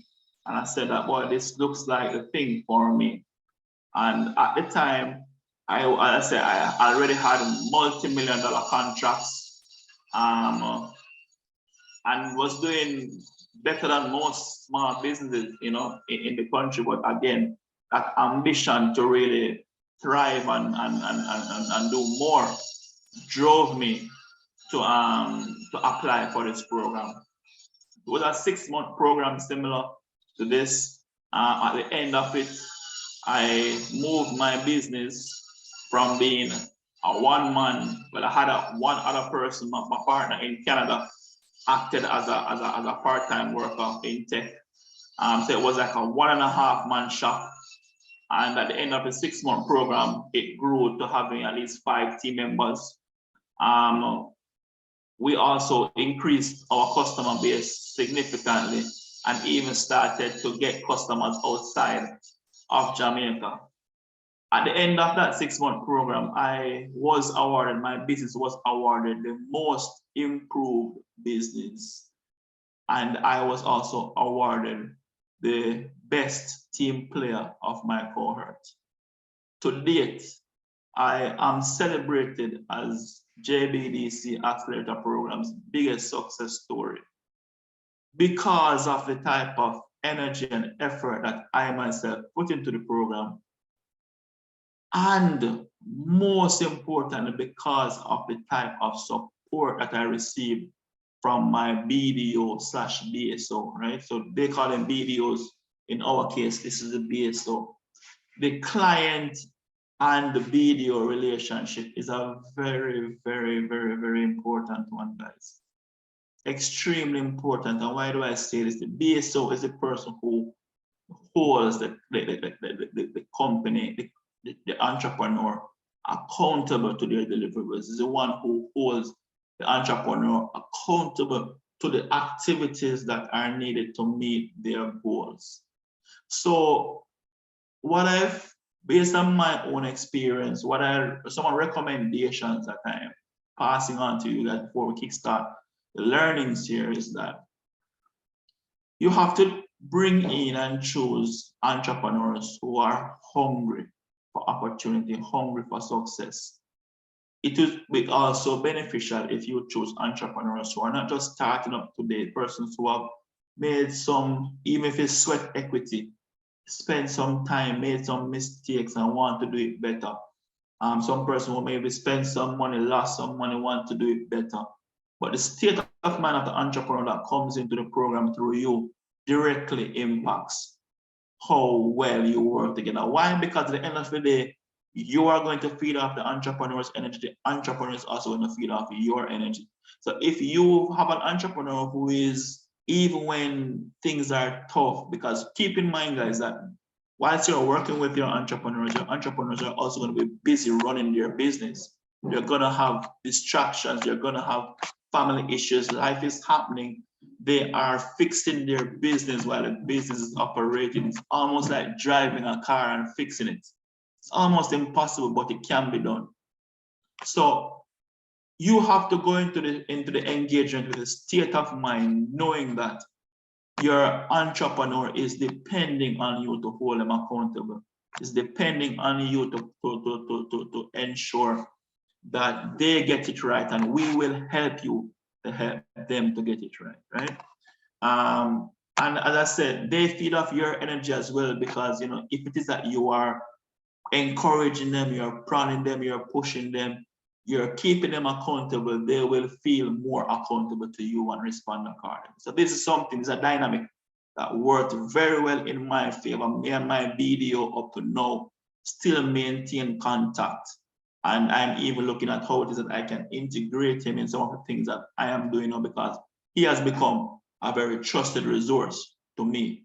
And funny enough, a big part of that is because he did not try to push anything down my throat. As Gilbert mentioned earlier, there are sensitive ways to have conversations with clients about things that, don't seem clear and so forth. What I liked about this approach, I ask probing questions that force me to really think about what I'm doing. And these are the type of things that I love to see happen in this program. At the end of the day, today, where I am in business is that I always was doing e-commerce from when I started the new business. Whenever we moved from the old business that I mentioned earlier, we started doing e-commerce in 2015. And long before COVID, and because of COVID, and because I was doing it long before COVID, I became the local voice here in Jamaica on e-commerce, and also the expert on e-commerce, doing up to sometimes 5 to 7 consultations per day with clients for 2 years straight. I'm talking about overworked, right? And sometimes we were doing it for free, done a lot of free trainings. The biggest e-commerce trainings that were done in Jamaica during COVID were done by me, right? And I'm sharing this just to help you guys to understand as well that I understand the pain points of your customers in my business daily. So I don't only run, I run a technology business, of course. I'm a consultant in e-commerce, I'm a trainer in e-commerce, and building businesses in e-commerce as well, right? So I do this thing every day in, day out, and nothing else. What I've decided to do is to specialize in e-commerce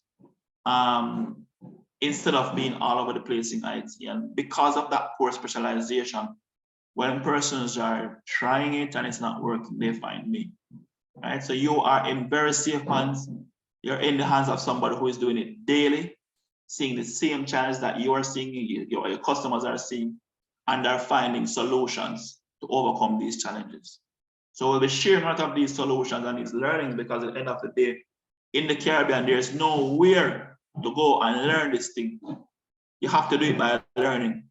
Even if you go to the US and do an e-commerce course, you come back to the Caribbean, it becomes obsolete because the conditions and the controlling factors are very different here in the Caribbean. And so I just want to share this experience with you. And I just want to close by saying that today, that business that we started, that went through the Accelerator program, is now being acquired by a company on the stock market here in Jamaica, iCreate Limited. And we're just now rebranding and launching it as Get Paid, which is a company that is focused 100% on helping persons to get paid by enabling them to build out an e-commerce ecosystem around their business, right? So that's what's the core specialization. And at the end of the day, that was one of the biggest outcomes that JBDC wanted for businesses that come through, not only to grow in sales, to grow in team members, but also to attract investment and to become a model company, you know, that others could follow. To date, I have customers all over the world: Jamaica, Caribbean, UK, USA, Canada, as far as Switzerland. I'm currently even delivering things like text messages on behalf of companies like Google, WhatsApp, Airbnb, Facebook, Uber, just to name a few.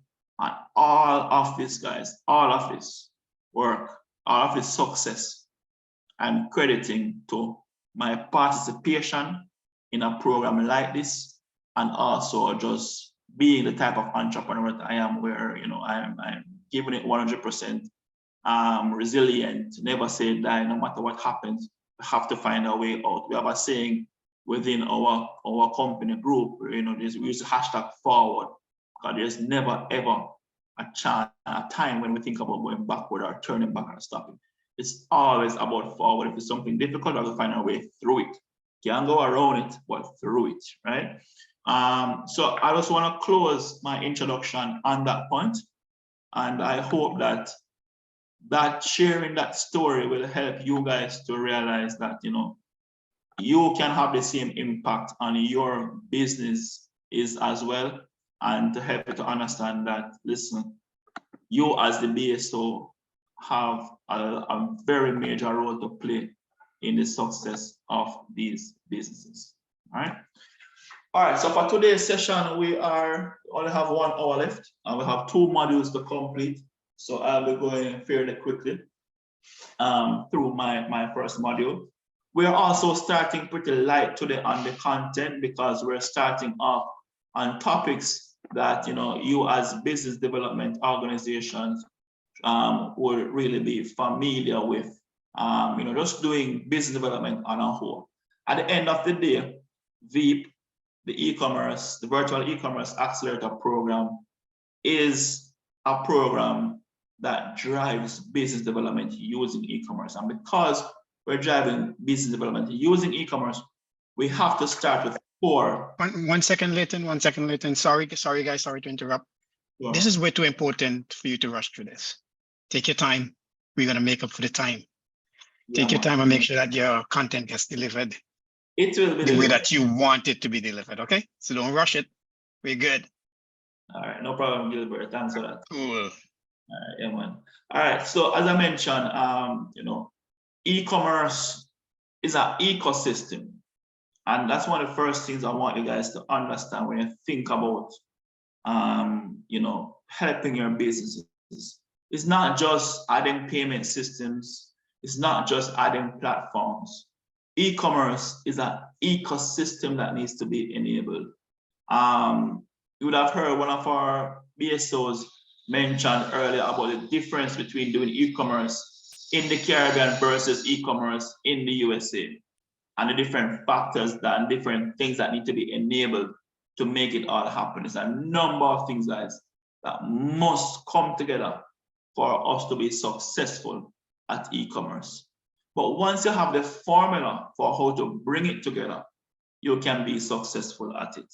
I will tell you flat out that a lot of the things that we're going to talk about are available online through research. But as you know, Google will tell you everything and nothing at the same time. So when we delve into topics, we will be able to go there on Google and even learn more if you want to, dive deeper into some of these concepts. But what you will not get from Google is a formula for success. And that is our number one intention for this program, to ensure that at the end of it all, you, the BSOs, and the companies who will be participating will leave with a formula for success. And I am very intentional about that because that is the main takeaway that I took from my own experience in an Accelerator program. 4 years from my participating in that program, I'm now formulating a new business based on this new acquisition. And it's the same concepts, the same formulas that I'm applying today that I learned 4 years ago. So this information that you're about to receive and the format in which you're about to receive it is geared towards building the capacity that you need to support your clients today, tomorrow, next year, and thereafter. Yes, e-commerce is changing, the tools will change, the platforms will change, but the general approach will remain round about the same, with of course a few tweaks as you go on. And maybe a few years down the line, Beep may come back with another updated version of the course to support you guys, but we expect that here in this program, we would have set a firm foundation for us to build on. One of the benefits that always of the person is that being in the Caribbean, you have a direct line of sight of what is coming, because all you have to do is look at the US and UK and Canada and see what they're doing. It's just a matter of time before it comes to the Caribbean. We're generally about 5 to 10 years behind what they're doing. And that is one of the things that I've done as a business owner and as an innovator within my space to really solve a lot of the problems that we face here within our space, right? So I'm gonna first, our topics today that we're gonna touch on in my model includes, doing a quick overview on e-commerce, also doing our e-commerce business modeling, which when I go through it, I think it may look familiar to a lot of us, all right? Now, let's quickly run through an overview of e-commerce. What exactly is e-commerce? E-commerce is the buying and selling of goods or services using the internet and the transferring of money and data to execute these transactions. I can just minimize. Or I should put that at the top. Yes, right. To execute these transactions. So as I mentioned to you guys, it's not just payments, it's not just platforms, right? It's really about the buying and selling of goods using the internet, period. One of the key things that I learned as a business owner is not to sell the product, but to sell the solution that the product solves. And when you look at the purpose of e-commerce and how we're defining it, as I said, buying and selling of goods or services using the internet, period.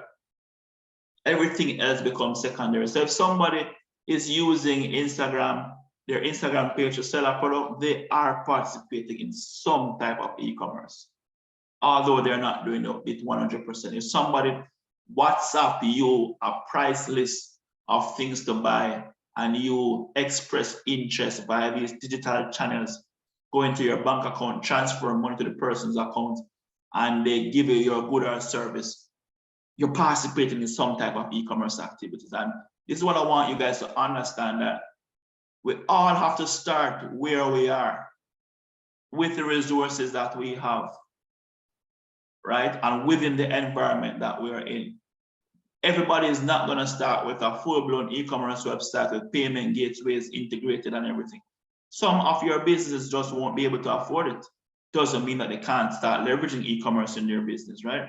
So I want to be very, very clear, guys, that e-commerce here in Veep we are focusing on buying and selling of goods and services using the internet. And this is one of the major differences behind how we have to approach it as a Caribbean versus the US and these first world markets.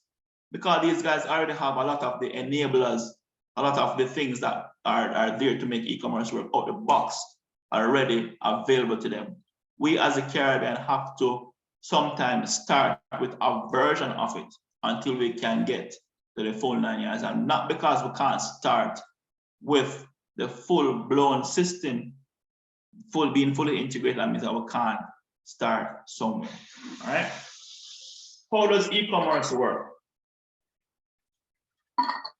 E-commerce works by first and foremost, the customer going online, typically finding a product or a service provider, right? And of course, going online means that they would use, a phone, a tablet, or a desktop. And we generally think about online as just online, but in this space of e-commerce, these different devices do matter in terms of how you position, the type of artwork that you do. It helps a lot in the decision-making process behind how you market and campaign to your customers, right? So don't negate the fact that there are different types of devices that persons interact with. Of course, we know the mobile phone is the largest used device, but we also have to consider the other devices as well, right?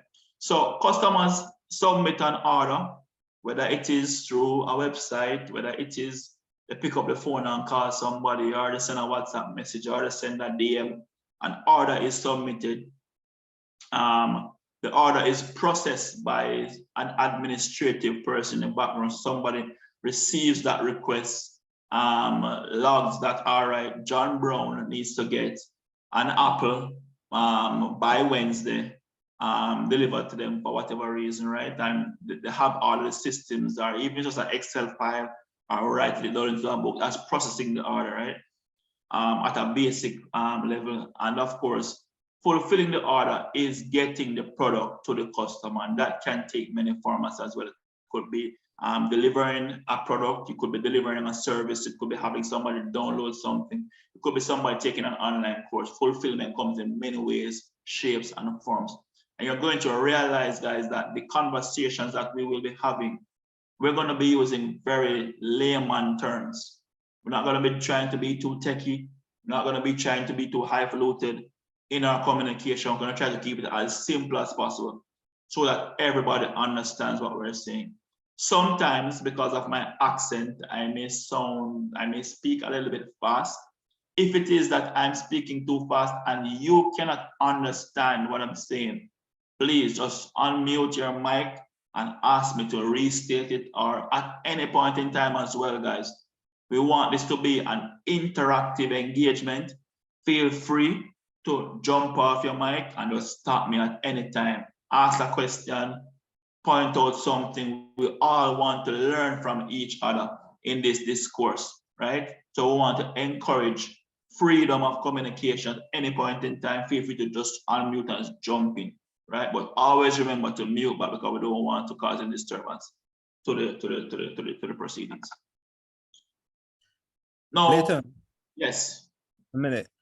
I remember one of the businesses is one of the small businesses that we were working on. They just had their products online. Well, just the products online, but they had no payment system. What they used to do, you called, and then when the product was delivered to you, they paid in cash at the delivery at the site, and that was their beginning of the e-commerce. Right. They started to work, but then we did a little training with them to get them a little bit further. But that's how they started. Just a product online. Right. You go on the website, you ordered it. When it was delivered to you, you paid at the delivery point. Right. So that was one of an interesting one. They didn't have the money to do the other thing, but at least they got the product out there. People saw it. Right. And thanks for jumping on that. And that is what I mean, guys, when I talk about starting where you are. A major mistake that persons make is that they believe that you have to. Rome wasn't built in one day, right? And that's the term I like to use. Rome wasn't built in one day, and no business starts as a big business. Everybody starts small and grow, and this is why there are so many business support organizations focused on enabling small businesses. Small businesses just don't have all the resources that they need to do things perfectly. So we have to start somewhere. And this is why we have to understand the journey that customers or businesses should go on when considering e-commerce. Even if you have all the money to do it today, I still encourage going on that journey. I learned a concept again when I was participating in that e-commerce in that incubator program that I want to instill here today, which is to nail it before you scale it. What do I mean by nailing it before you scale it? At the end of the day, guys, nobody wants to throw money at something and hope it sticks. You want to prove the model that you're building out before you start to pump cash into it. Remember that at every single time, growing a business is about making sensible investments. You want to try something, test it, see if it works. If it works, pump money into it and make it bigger. If it doesn't work, you pivot, you tweak, you wheel, and you come again, and you try again. And if it works, then you pump. And it's an iterative process of continuously doing that until you found a formula. Every business is unique. Every business is different, even if they are operating in the same industry. I have worked across many industries. And again, I remind you that I focus 100% on e-commerce. So I do this and this only right across the board, right? So I've seen it in many different ways. And that example that was just shared a while ago is a perfect example of how persons can start their e-commerce journey without having the full build out. So thanks for that contribution, right? Why e-commerce? It is the very same reason why Veep exists. At the end of the day, e-commerce is the #1 sales channel that can bring your business and products to persons anywhere in the world without you physically having to be set up there, right? So I have my company here in Jamaica. It's a service-based business. I've heard Gilbert speak earlier about mobilizing service-based business. It is really and truly easier to start with. You know, there are lower setup costs. There is not a lot of logistical requirements because your services can be delivered virtually, right? And because of the nature of my business, I am able to support. So I'm able to sell to customers anywhere in the world. I'm able to employ persons anywhere in the world. And me as the manager, I'm not tied down to any physical location. So I can be traveling and running my business. And because of this, I can tell you that the only impact that COVID had on me as a business operator was that my clients had less money to spend. But my team, we worked the hardest during COVID, and probably that's the reason why I'm here speaking to you guys now, because we saw this as an opportunity to increase visibility, to show persons what we have been preaching. Because before COVID, digital transformation and e-commerce were sexy words, were words that persons threw around to seem as if they were being innovative or if they were doing something special. But COVID really forced a lot of persons to adapt this approach towards business and to demystify, whether or not this can work. Bottom line is that this thing has been proven to work globally. We as Caribbean nationals just need to understand how to make it work for us. The #1 reason to do it is to increase your market penetration in markets that you are already operating, and also to find new markets. So for example, if you are operating in the capital of your country, you can use e-commerce to further penetrate that capital or to further penetrate that country. And you can use e-commerce to tap into neighboring countries or find a country that is far down as far as Africa for argument's sake, in my case, I have had, I have customers as far as Switzerland, and I have employed team members as far as in the Philippines. Why am I able to do this? Because of e-commerce, because of technology, because of systems. I see some hands are up. You guys can just unmute and go ahead. Yes, thank you. I just had a little question, please. You made mention about e-commerce, and I know e-commerce is something that's very good, which we need all across the globe now. But one of the biggest problems and challenges that e-commerce faces, I'll give you two problems. The first, in the Caribbean, we don't have any law, any regulation that more or less controls internet activity here. You find that a lot of countries, the top tier countries, we cannot do business with them because we don't have any form of legislation that governs our internet access. And secondly, we also have to realize about the traffic, the public traffic.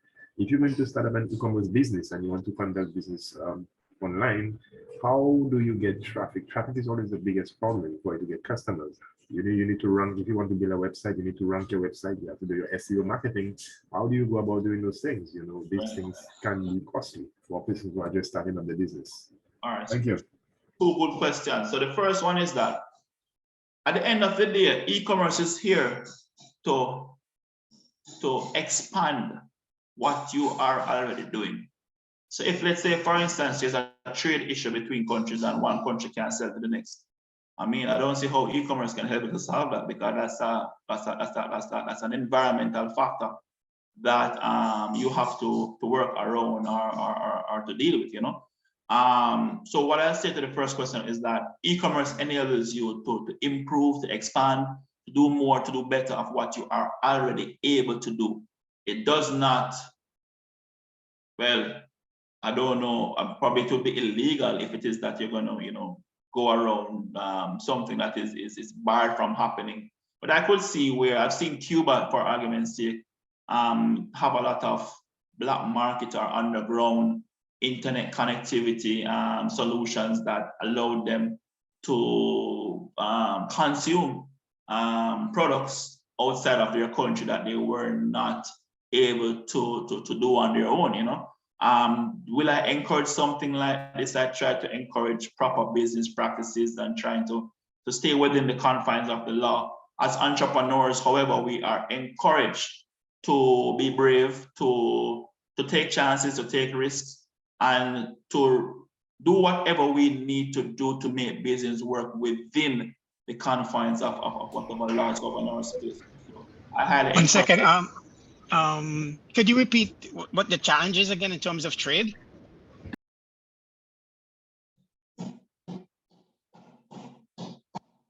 Hello? Lloyd, that's you. Yeah, Lloyd, that's you. Oh yes, yeah. Oh, I thought, okay. What I was saying for the first part is that we don't have any regulations probably protecting us. You know, we don't have any for internet connectivity. For example, if you want to do business with a company in the States, the US, the laws that will protect those companies, they don't necessarily protect us in St. Lucia. You find that especially if you want to open a YouTube channel, for instance, there are certain times that you are blocked from a YouTube channel because you know you're from a different hemisphere, different country or territory.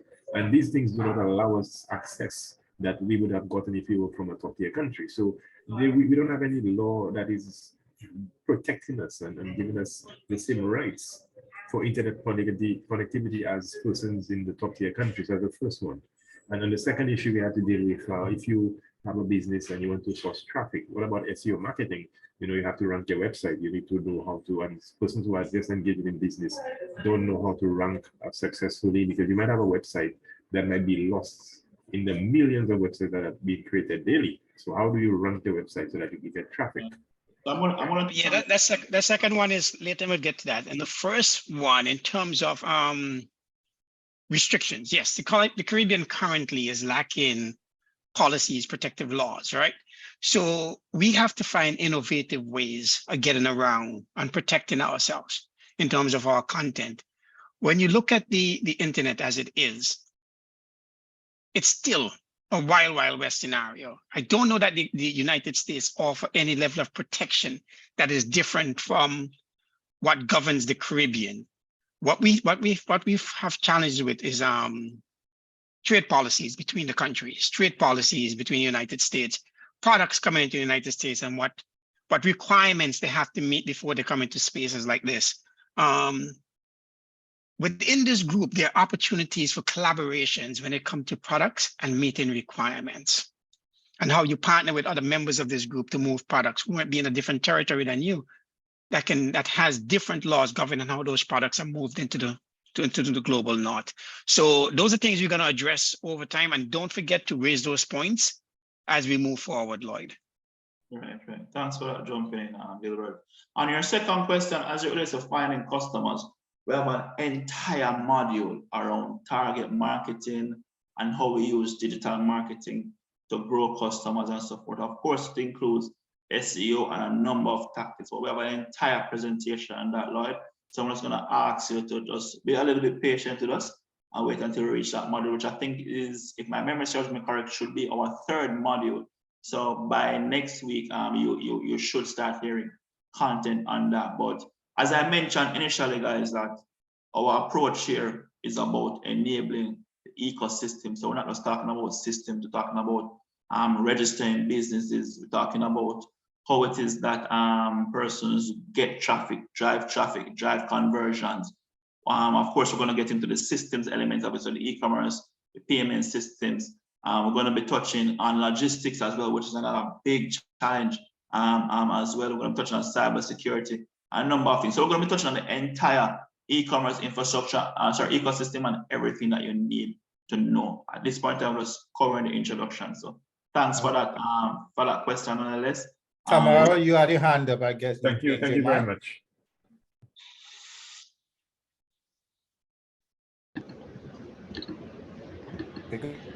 Yeah, I think that my point, I was just going to mention just around like some of the, I guess the perceived legal issues and the protection and all that. I think what's really important is understanding the best practices in a lot of these countries, right? In the US, what are the best practices? What some of the issues in the Caribbean is around best practices for email marketing, right? Just collecting emails and not knowing, hey, you can't really email someone without them having signed up. Best practices in the UK, for instance, around GDPR. So it's really important as you're developing the ecosystem and understanding the countries that you're trying to penetrate, how do you play with their best practices and their rules and guidelines across the Caribbean, because you should be able to do that. And I think that's an important part of building out your ecosystem or your digital infrastructure, especially understanding what the markets you want to penetrate. The more you can learn about how they work, that's really good. And I think as far as the other channels like a YouTube or a TikTok,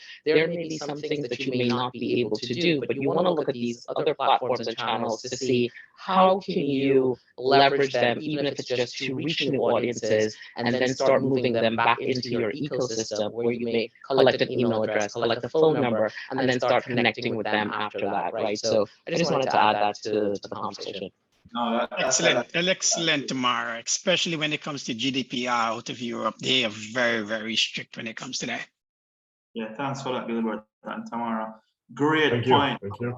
Great point, Tamara. I want to echo here as well, guys, that as she says, best practices, and best practices vary from country to country, region to region. So for example, in the Caribbean region right now, protection of information and data is a major topic in all government and regulatory bodies right across the region.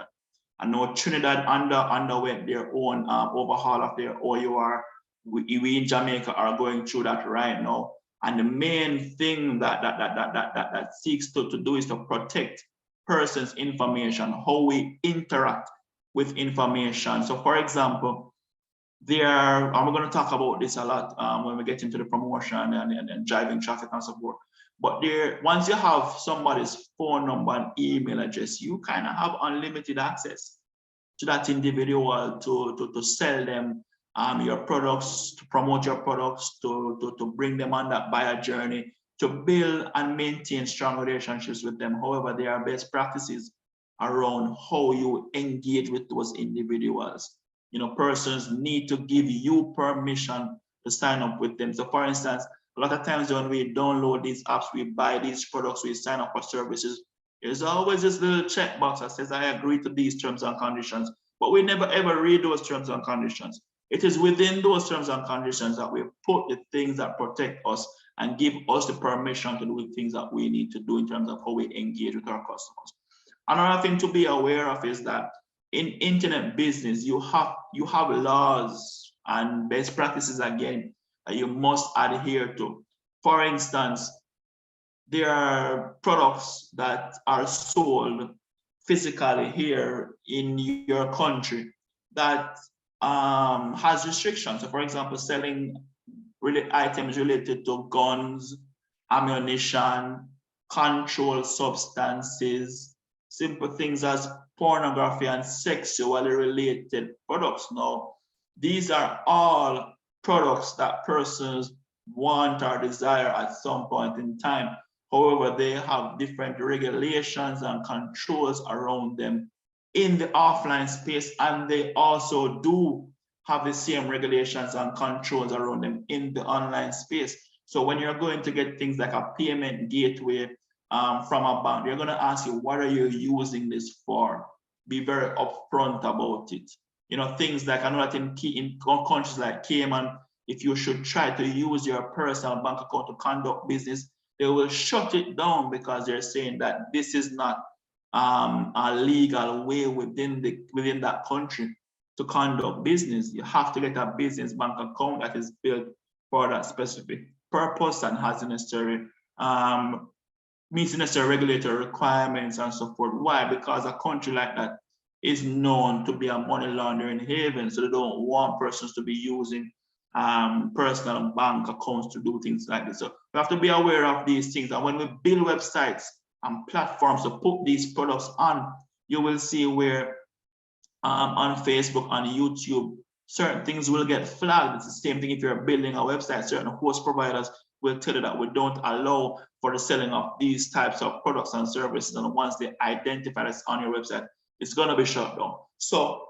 being very aware of what you are able to do legally, ethically, and what products are regulated offline is very important for your online transition, because what I want you guys to understand is that there's no concept of an offline business and an online business. It's one business where you have different channels that you use to either sell or build relationships with your customers. And e-commerce is one such channel. Your storefront is another channel, and any other innovative ways of getting business from your customers are just additional channels. But it's one business that you're running, and whether offline, online, or in the sky, you all have to deal with the regulatory issues and what is deemed as acceptable within your own territories. And this is why, you know, this model of this program is so unique and helpful, because the BSOs that are working with their clients are from those countries and understanding nuances. Every single country have their own nuances. There are things that come with being a tiny island versus being a bigger island versus being on a major land mass, you understand? And these are things that we have to consider. But just coming back to why e-commerce, as I mentioned to you guys, reach is the #1 reason why persons choose e-commerce. The second thing as well is ease of starting up and attaining that reach. So for example, instead of trying to build out many offices in different parts of the country or in different territories, you can use your website or your online presence as your virtual space for persons to meet with you. I've done projects with financial entities where it is the norm for them to set up multiple branches across the island, and they're saying that, boy, you know, we want to make our website, our online branch, our biggest branch. And this is where the world is heading, you know, and this is why you would see where Twitter has laid off how many persons. I've seen up the last year, I saw where Facebook is dropping 11,000 persons to be leaner. These are the things that technology allow you to do, because you can use, when you implement e-commerce in your business, guys, when you implement technology in your business, a major part of that is that it is supposed to do some of the work for you, supposed to make things more efficient, things faster, and it's also supposed to make you more operationally lean, right? I see another hand up just now. Hi, yes, I was asking a question in the chat. So you were saying that it connects us with potential customers around the world, etc. But I was asking a question on if you are a business or if one of your members or partner businesses is a service provider or is a product distributor, so they do wholesale retail, how would e-commerce help them in situations where they live in an island that the prices of imports is so high? Wouldn't that deter the entrepreneurs from branching out of the island? Okay. Well, prices, I know Gilbert's gonna be touching on prices later on. But what I will say is that a lot of times persons come to us, with different makeups of their business where, they provide a service, they sell products, and, they're trying to figure out how to make it all work together. At the end of the day, guys, the price is the price. There's not much that we can do about high prices. What I've seen persons do is to create, and this is where you as an entrepreneur or your clients as entrepreneurs or you as business support organizations have to become more creative and savvy in how you solve problems and create products. One of what I have done as an entrepreneur who has had to face the issue of selling products that persons can't afford is to sell my products based on a scalable pricing strategy, meaning that you may have a bottle of water, for argument's sake, that is a 1 liter, may have another one 500 ml, another one 250. I may have another one for 100, and what you do is that you sell the value at the price that the person can afford it. You understand? So these are things that persons can consider when you're thinking about dealing with high prices, fluctuating prices.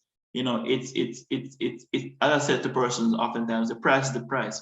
It's just a matter of how it is that you're going to be creative about leveraging either the raw materials that you're going to be buying at a higher price and creating products from those raw materials, and how it is that you position your product also to the market. Because if you are selling a premium product at a high price, then you need to find persons who can afford that particular price. But if it is that you're selling a premium product at a high price to people who can't afford it, you'll never get a sale, So these are things that you definitely have to be creative about as an entrepreneur, as a business person. E-commerce in this instance really just enables you, as I say, to do what you're doing offline in an online way and to maximize that potential, E-commerce would not be able to solve a pricing problem for you. What e-commerce can do for you, however, is to open up doorways for multiple pricing models and even make it easier for you to experiment with different pricing options. What do I mean by this? As a service provider, one of the advantages that we have is that we can come up with something today and sell it tomorrow. We don't even need to have a prototype. We can go out there and sell it, and if people buy it, then we put it together and sell it to them. You can use e-commerce as a way to test the market on different price points and so forth. So you could, if let's say for instance you sell castor oil, for argument's sake, one of those products that you can bottle in different sizes, you could easily go to a graphic designer and say, hey, design a bottle for me in these different SKUs of sizes, and I'm going to put it on my website and see if persons will buy it. You can use e-commerce a lot for market testing and to test the market on pricing, quality of product, these different things. And that's the best way I think e-commerce can support that. And of course, keep in mind as well, not because you sell products and services or you sell services or products, that means you can't do e-commerce on one website. What I would say is that a lot of times persons feel like you need to do your service over there and sell the products over there. You can put them together on one platform and sell them accordingly. So I hope that answers your question. All right. Yes, it did. Thank you. Great. All right, so let's go to our next slide, which is statistics. Now, Philip is going to share these slides with you guys. So I mean, feel free to take notes on your end, but you're going to get the slides on your end. And I wanted to share some key statistics across the Caribbean for you guys. Now, this screenshot just exemplifies Jamaica. I have an entire digital report here done by Hootsuite. Hootsuite is one of the early social media management platforms that came up in the 2010s. And to date, they have become a trusted source in providing this digital report for Jamaica. It's one of the closest in accuracy, I believe, that applies to our region. And why I want to share it, especially, I want to share it so that every person in their respective countries can pull up their own countries and look at it. So I'm just going to show you a quick snapshot of what the report looks like. The link brings you to the Caribbean collective of reports. There's no one report for the entire Caribbean, but what they've done is to break down reports for every single country. So everybody should be able to go on and pull up their reports. Now, once you open any of these, I just open the first one, which is Turks and Caicos. It's gonna give you some brief information as a summary on the homepage, but I'm gonna encourage you guys to scroll to the bottom of the page where it has the slides. And down the bottom, this is right here, right, where it has the slides. And you can easily just click through the slides, and it has a lot of data on you know, global trends, as well as what is happening in your specific country. So it's going to talk about things like, you know, what are the key factors, what are the key things that make e-commerce work for our region, or what are the things that will also pose challenges. So I'm going to use Jamaica as a baseline. I will say that the numbers are pretty similar right across the Caribbean, with the exception of maybe one or a few countries maybe significantly high in one area or another. But the opportunities run about the same right across the board, right? And in Jamaica, you'll see here where, you know, they're saying that the total population is almost 3 million, and they're saying that they are over 100% mobile penetration. The lowest I've seen is probably about 90% penetration, which means then that almost every single person, every single country has a mobile device, right? Internet penetration currently sits almost at 70% in Jamaica. For the most part, everybody is at least over 50% right across the Caribbean, right? And then you'll have seen where there's almost 60% penetration in Jamaica on social media. Now, what does this mean? Why are these numbers important? At the end of the day, guys, think about how persons access the internet. They access the internet on e-commerce platforms using devices and technologies and infrastructure. So if it is that, you know, when we started reporting, said that, well, only 20% of persons in the Caribbean have mobile phones, and we know we have a big problem, because we would only be able to access, businesses will only be able to access 20% of their customers, even just to reach them with a simple thing as a text message. If you think about a mobile phone comes with the ability to do two things. It comes with the ability to send a message and send and receive calls. You have to add data to do more, but out the box, once you put a SIM card in a phone, it can do that. And what it means is that you, as a business, any business owner can reach all of their clients with at least a text message. So we had the question about reach earlier. Reaching customers can be done in many different ways, not just about SEO and advertising online, but even sending text messages to your customers. Now, with a penetration of roughly 70% here with internet, what it now means is that other channels of communication that require internet connection are no more possible with at least 70% of the customer base. Right? So I'm showing you how to interpret the data when you open up your specific report for your country. It tells you how much access you have to what percentage of your customer base on whichever channel. So whether it's on mobile, internet, or social media, you will have that breakdown, right? And at the end of the day, we are aware that companies will have different demographics of customers. So maybe a high-end service may find that majority of their customers do have internet on their phones, so it may be a little bit higher. but at least at a base point, it gives you an idea of what you can expect, because these are the enablers of being able to drive traffic, generate business interest to make e-commerce be a viable option within your respective country, right? Then we want to talk about quickly here some global trends. Again, in every single report, it starts with the global trends and then it narrows it down to each country. And right away, we're seeing here, we're right across the globe, we're seeing a trend where at least 81% of persons have searched online for a product or a service to buy. We're seeing where 90% of persons have visited an online retail store or site, even if they didn't necessarily complete a purchase. We're seeing where almost 70% of persons have used a shopping app on a mobile phone or a tablet. So we're not just talking online overall, but on the mobile device itself, right? And then we're seeing here where at least 75% of persons have purchased a product online, and we're seeing where at least 55% have purchased a product online using their mobile phone. It's important, guys, to understand why these statistics are important. Why is it important? Is to clearly identify here that one, the shopping trends are encouraging. Two, persons are using their mobile device a lot to shop online.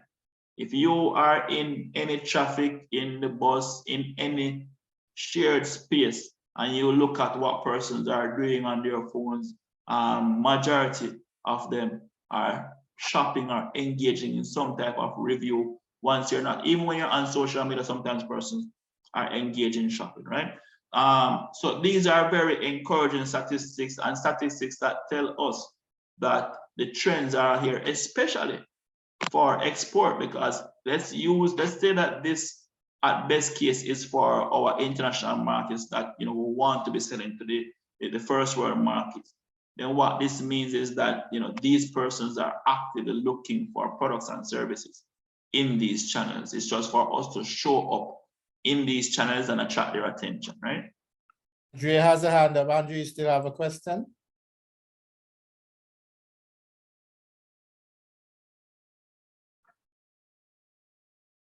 Okay, go on, Nathan. Okay, great. All right. Now the next thing which makes our region very unique are things like financial inclusion factors. Now, when you think about going online in the US, UK, Canada, any of these first world markets, you don't necessarily have to worry about, do people have credit cards? Do people have internet? Or do people have phones? No. These things are solid in those spaces. In the Caribbean region, however, financial inclusion has been one of those challenging things, whether it is persons still sleeping with their money under their mattress, or them give them brother or sister or father to hold for them. A lot of persons were not holding financial accounts with institutions. That has significantly improved over the last 2 to 5 years. But these are things that are worth knowing. Unfortunately, Hootsuite does not break out this particular report for every single country. I don't know if it's because of the size of some countries, but I know it's available for Jamaica. When I did check a number of the smaller countries, I did not see this particular one. But what I would say is that the Caribbean is one Caribbean. The factors remain round about the same. If you look at any country, most of them have 2 to 4 commercial banks set up there. Some have as many as 5, 6, 7, depending on the size of the country, right? But financial inclusion and literacy are things that drive persons' ability to do business online, to be able to understand core concepts of how it works. People won't do what they understand or what they're unable to do. But these reports tell us what is going on. So we're seeing here where now to date in a country like Jamaica, we have at least 78% of the population having financial accounts, which means that if all of these financial institutions are doing bank transfer, have online banking, then at least 78% of the population can do a bank transfer, right? To make a payment for something. That's what it tells me. It is saying here where less than 15% of persons have credit cards, but we also have to keep in mind that there are these Visa and Master debit cards as well, which are quite popular in certain banks like a Scotia Bank. Almost every bank these days is releasing a Visa debit card to allow persons to be able to go to the ATM and withdraw their monies, but still be able to do business online. So I expect to see a revision of this number being significantly more than this. Yes, maybe those credit cards are not as much, clearly not as much as the Visa debits, but what we're saying here is that it is not at the level that we would want it to be. So these are things that we have to consider. And because of this, whenever I go into projects here in Jamaica or even in the Caribbean, that persons want to set up payment systems, that always encourage that there be an alternate payment method outside of credit card. So whether it is cash on pickup or cash on delivery, bank transfer as a payment method. I know COVID made bank transfer the very popular option because nobody wanted to have to deal with persons. They wanted to limit the interactions and touching money and touching things that are passing between persons. Persons became very finicky about things like that. So bank transfer has become a very standard part of how persons do business. Before it was cash in hand all the time, you know, but that has changed significantly, and something to note as well. And of course, you see here where the numbers are significantly smaller for Jamaica, where it says 10.5% person made purchases online or paid bills online. And you know, there are others that speak to gender. I just wanted to really focus on the financial inclusion and how it impacts our decision making. The bottom line here is that this is a growing space and it's growing rapidly. So I guarantee you that if they were to run back this report for 2022, these numbers would look significantly different. If you look at even for instance, a country like Jamaica, where I think before COVID, there was one or two main logistics companies who facilitated the shipping of products into Jamaica. So meaning that you would shop online like Amazon or sorry, your favorite online store. They give you a mailbox number that you can ship the goods to, and then they bring it in for you. That number of logistics partners has ballooned significantly. Like I can't even keep count of how many there are now. So it tells me that majority of persons are shopping online. And I can tell you that from even my own personal experience here, Amazon is competing with the very supermarket or the very Home Depot that is next door to you. Sometimes people just don't want to go out there. Sometimes people just don't want to go around walking up and down looking for things. People just like the ease and convenience of doing business online. Even recently, in purchasing a house, in purchasing furniture and appliances for the house, I did everything online. Literally, if I could not see a mock-up or a render online of what the property looked like, it did not get my consideration because I have a very limited amount of time and don't have the time to be walking around from place to place. Oh, I like that. No, I don't like that. No, I stay in my bedroom, I scroll through my phone, and I make those decisions. So you'll find where the online shopping trends are significantly increasing, and COVID has played a major role in the boosting of that, right? Now, challenges in the Caribbean that we have to highlight, as I mentioned, is, you know, challenges with technology and logistics infrastructure. So some countries have it better than others where internet connection is concerned, quality of the internet connection is concerned, as well as even, for instance, logistical support. I know there are some Caribbean countries, like I recently learned that Barbados does not have a big courier market where, you know, persons, there are a lot of courier service providers to provide delivery of goods. So, you know, once somebody gets into e-commerce, oftentimes they do their own deliveries, right?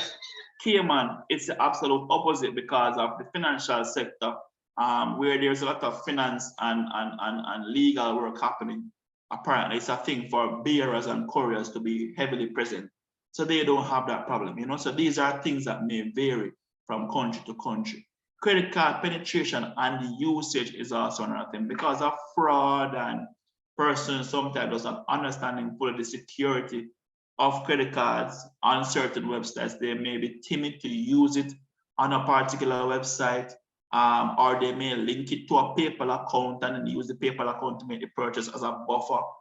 These are things that persons will do, but it does impact persons' experience shopping with e-commerce websites, simply because either they don't have the access, or they're not confident that they won't be scammed or things like that, which is a whole other issue, because internet scamming is on the rise, and scamming comes across in many different ways. And many times I've seen here where I'm on Instagram and persons are blacklisting stores and pages to say that these persons are not genuine. I sent my monies to them. They did not deliver the goods, and they were faced it when you reached out to query about what happened with the products and services that were purchased. So these are things that we have to deal with as business. And of course, general skepticism, as I say, around doing business online. Now, how can persons counter these skepticism? Is really just about being genuine and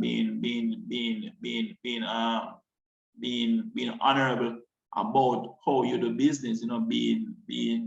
Being genuine in your business practices, and just treat the customer like how they treat you. As I said, I have customers from all over the world, and trust is not a factor that I grapple with because of the way how I do business. Now, if your clients are not doing business in a very upstanding, transparent way, then they're going to run into these challenges. And for example, I'll tell you this: I got my office space 2 weeks before COVID hit, and I held on to the office space. And every time people ask me, Leighton, why is it I still keep the office space? I tell them, listen, in a country like Jamaica, people trust you more when they feel like they can find you somewhere, as opposed to when you tell them that you're on a digital business or you're virtual. Of course, yes, you can run a business, and yes, you can be virtual, but it depends on the nature of services that you offer. I offer payment services. I offer services that require people to make large payments to me. Being findable works in my advantage, and these are little things that, as Caribbean countries, have to be Caribbean entrepreneurs have to be mindful of. Where in the States or in Canada, these are not major considerations, but in our space, it is. Right? Leighton, before you go on, Andrea has a question. Andrea, go ahead. Andrea. Okay, Leighton, thank you very much. Very insightful presentation so far. Question for you. Well, I have a point and then a question. For many persons, many entities, that small businesses especially, that are seeking to enter any space that requires the skills of another individual or entity, I believe that, well, we believe at Business Works that the power of the brain of the team is fundamental. Therefore, indirectly, I'm saying that who you collaborate with matters. How you collaborate matters. If you collaborate with people who are going to say, I'm lifting the book from left to right, and that's it. And you don't define a carefully crafted TOR or job description, then you're going to have issues. If you don't already value the cost of these services, brain services included, the time it takes to execute those knowledge services, and say, okay, so we know clear off the bat, I have $340 US in my account. I'm unable to do XYZ. Let's talk. Are you able to support the building of, the development of, the design of, the promotion of, until X time? And you put realistic triggers. But I think the days of stifling our dreams in the region should be gone, because collaboration is real. It's real, and it has a monetary value. Right. And also there are a lot of us that have qualifications in other areas, but what do? You're taught to think. And your ability to think, your ability to identify, articulate, leverage, bodies of knowledge has a value in the world of entrepreneurship. Right. So that's my point number one. Number two, you had some good metrics. So I'm gonna walk past the one about financial inclusion because I've been to so many of these committee meetings with Bank of Jamaica and so on and so forth.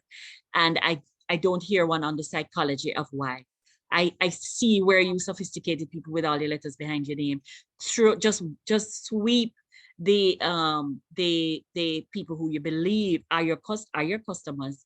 You sweep their views under the carpet as if, and roll your eyes as if to say, oh, you unenlightened people. But until you understand why these people believe what they believe, what stops them, what are these barriers to them getting into the e-commerce space? Why don't they get digital money? Why don't they want to do it? And isolate it, articulate it, and treat it with care and respect. Then we will never bust that ceiling. We won't, because we undermine their why. Very true, very true, very true. Yeah.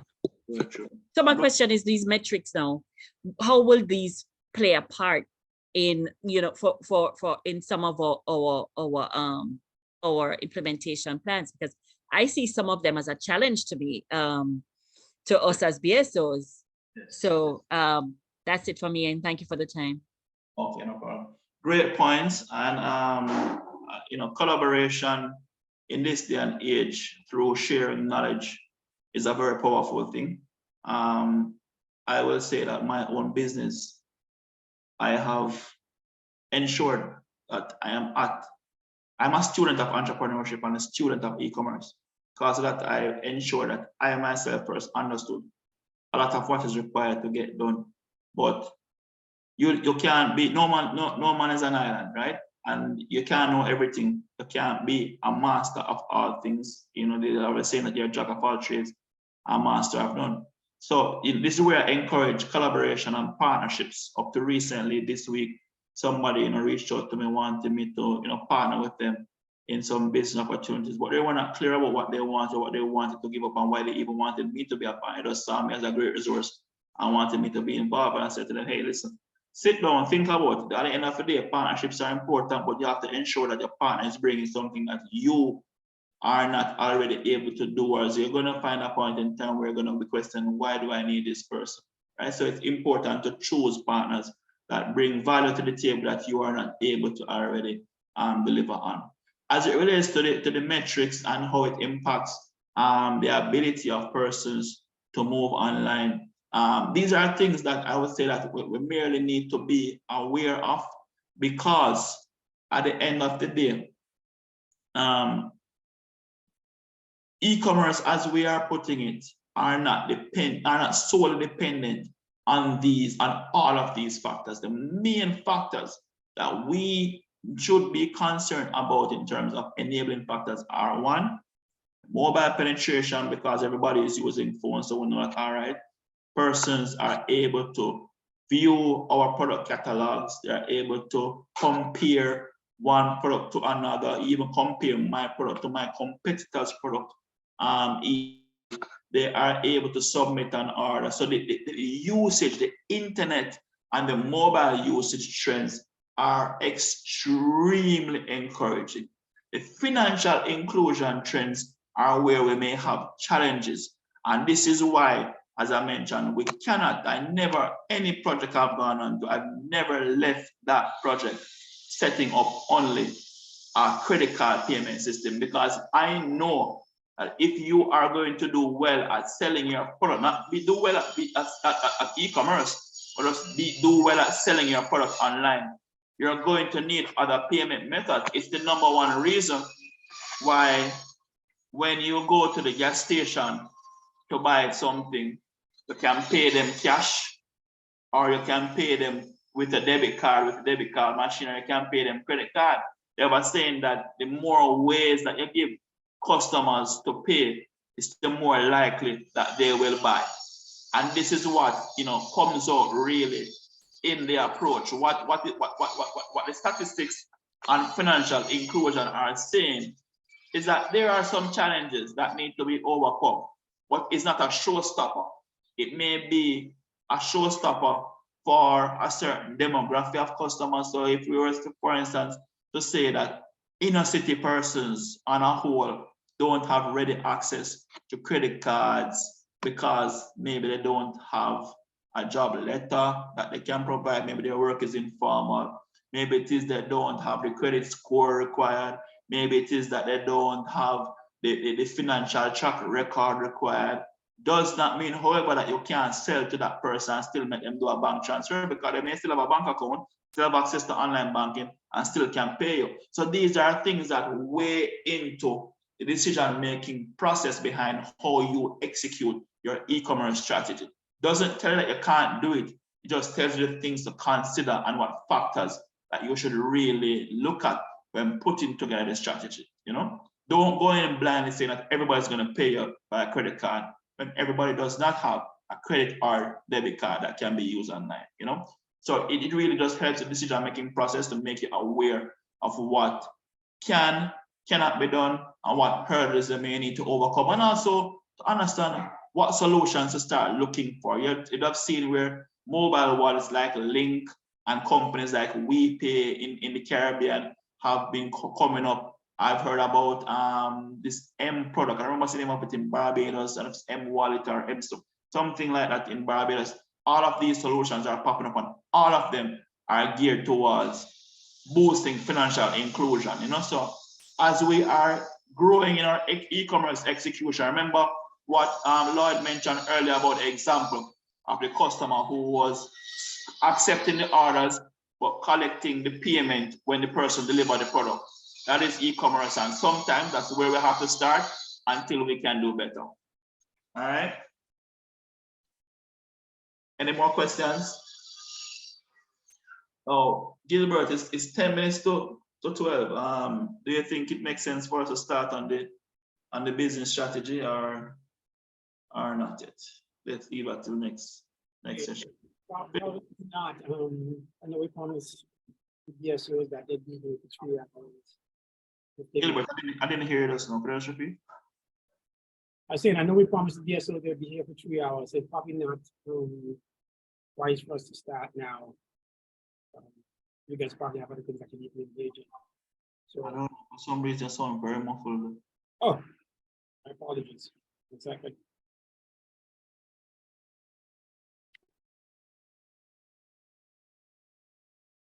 Is this any better? Yeah, much better. Okay, sorry about that, guys. I'm saying I know we promised the BSOs they'll be here until noon, for 3 hours. Okay. It makes no sense for us to push over into next week's work. If you guys have any other questions, open questions, suggestions, challenges, anything that you want to talk about for the next 5 minutes, please feel free. Questions could be geared towards me or towards Leighton or towards Philip or any other member, any other person that is. I just have a comment. I know about the question that was asked earlier about how to use the data that you shared with us. One way that we use the data, especially when it comes to understanding the numbers who are using mobile and how they are shopping, the psychology behind it, what they are doing and how they're doing it, it dictates how now we're going to reach people, meaning that any platform we create, any website must be mobile ready. We have a habit of not doing that, like taking that extra cost, because it is an additional cost to make sure that your platform is mobile ready, but it pays out in the long run as we are seeing the trends. And that's why analyzing the data, not just seeing it and saying, oh, but we have to apply it. And that also means that our pictures, for example, simple things like that, the pictures that we take of our products must be done in light, must be professionally done, so that we get all angles of our product, so that when you're seeing it on mobile, it's clear to see and easy to load. Right. That's my comment with how we use the data. Absolutely, that's the way to use it as you build out your applications and solutions. Beyond that, you could look at your markets. One of the things that I mentioned earlier is that value is what we sell consistently. And when you look at the markets where people are spending significantly on valued products, you could find those numbers within that data, like in the United States and in Asia, where people they generating 300,000 millionaires per year, some ridiculous numbers. And those people don't want to buy ordinary products. So you look at those markets and you say, here are places that we could market our products to, our services to, because they're willing to spend, they have that money to spend. Right. Let's use an example of what is on screen here, guys. As I said, the data is open to us to interpret within our own perspective. I remember there was an example of Barbados wanting to promote products in Africa. Let's use this example. So here I have on the same Turks and Caicos example. As I say, normally show some information about the global trends before getting into your specific country. But right away, it's showing here that on an average, the entire Caribbean average is out at 66% internet penetration. Now, let's say, for instance, we were going to target Africa. Right away, I'm seeing here where there are some areas of Africa where it's 63%, and up to 66% in South Africa. But in the middle of Africa, East Africa, it's extremely low. I would not use e-commerce as a strategy to target these areas. You understand? Even Western Africa being below 42%, I would not use e-commerce as a strategy. I would use e-commerce to target North Africa and South Africa. And these are simple examples of how you can use the data to really help you to make better decisions, you know, not only within your country, but especially from a first world, from an export perspective, you know, when you're looking at other territories that you want to go after, what are the things that you're going to use here? Right away, we're seeing here where mobile connectivity, however, although internet is low, we're seeing where mobile is much more friendly. Of course, it still shows Middle and Eastern Africa as having the lower numbers in Africa, but you're seeing here where maybe if you can get access to persons' phone numbers, maybe that's a way to reach out to them, you know, as opposed to relying on internet connectivity. I saw Andrea's hand up as well. Go ahead, Andrea. Yes, so I'm a proponent of the micro, of understanding cultural, of being relevant, of designing your export strategies or penetration strategies or even access strategies to micro data. For example, you may have a country like Bahamas or St. Vincent and the Grenadines, and they have these islands that have a life of their own, a culture of their own, a GDP of their own, GDP per capita of their own. And therefore, accessing real solid data. I know that there was a time that Caribbean Export would have a page, a trade data sheet on each country, some information on how to penetrate various markets. However, we don't go into the islands, you have Trinidad and Tobago. Is penetrating Tobago the same as penetrating Trinidad? Is there a particular partners that would get you in to particular markets or sub-markets? As small businesses, you don't want the whole pie. You want a little piece. So maybe for the bigger persons, you know, this broad data is solid. It does give you initial info. But for small business, this is my theory. And I'm asking your opinion, everyone here, your opinion on whether it is more sound for us as targeting SMEs that we partner with someone within these markets that we want to penetrate and look towards newspaper data, so on and so forth, rather than the high level macro data that sometimes tell us no. I know that data, access to real relevant. Later, before you continue, just a moment. Okay, for those who are planning to leave at 1 and have to, just some housekeeping notes. So the survey, the link to the survey, I place it in the chat, the survey to update the BSO data, your participating officers, but I also sent it as an email. We have also already established a platform as a repository for all of the related information, including the video of the Zoom that we would eventually share with you so you could access it at your convenience.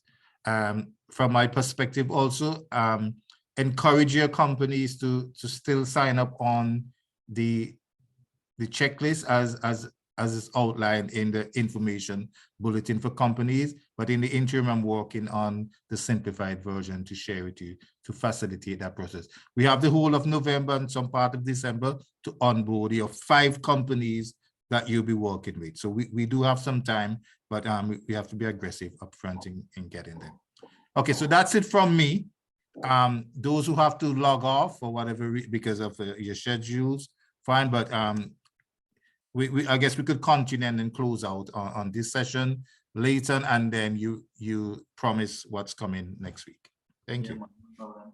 All right, so just to answer that question, thanks for that. Just to answer that question, at the end of the day, the Caribbean has always had a challenge with getting real data. Even some of the times when we listen to the news and we hear data points that come out, we question the validity if it is true, if it is real. You know, and you know, getting micro data has always been a challenge because there's just not a lot of entities who invest in the creation and mining of that data. Now that is changing with the younger entrepreneurs. We have companies like Blue Dot, who is a fully data company that focuses 100% on these things in Jamaica, and I know it's a growing trend to get into this space. Bottom line, however, is that strategic partnerships always work with growing a business, whether it is to help a business access a market that they would not ordinarily have access to, or to piggyback on something that is already being done by somebody who is an expert within a particular market segment, you know. So that long and short that I will always encourage strategic partnerships in that arena, because let's say, for instance, I was to have a strategic partnership with Digicel. For argument's sake, Digicel can tell me flat out how many users they have on the network, how many persons are making X amount of calls per day, real valid information. You get where I'm coming from that I can act on. And until sometimes we get that granular, you won't be able to act accordingly. However, just coming back to this document, what I shared with you guys in my snapshot was a brief overview of this data, this data that I'm sharing with you guys. When you get the slides, you'll be able to go into your respective countries. It is all of 60 pages of data points. So right away, I'm currently on Trinidad and Tobago's data sheet, looking at, for instance, things like social media.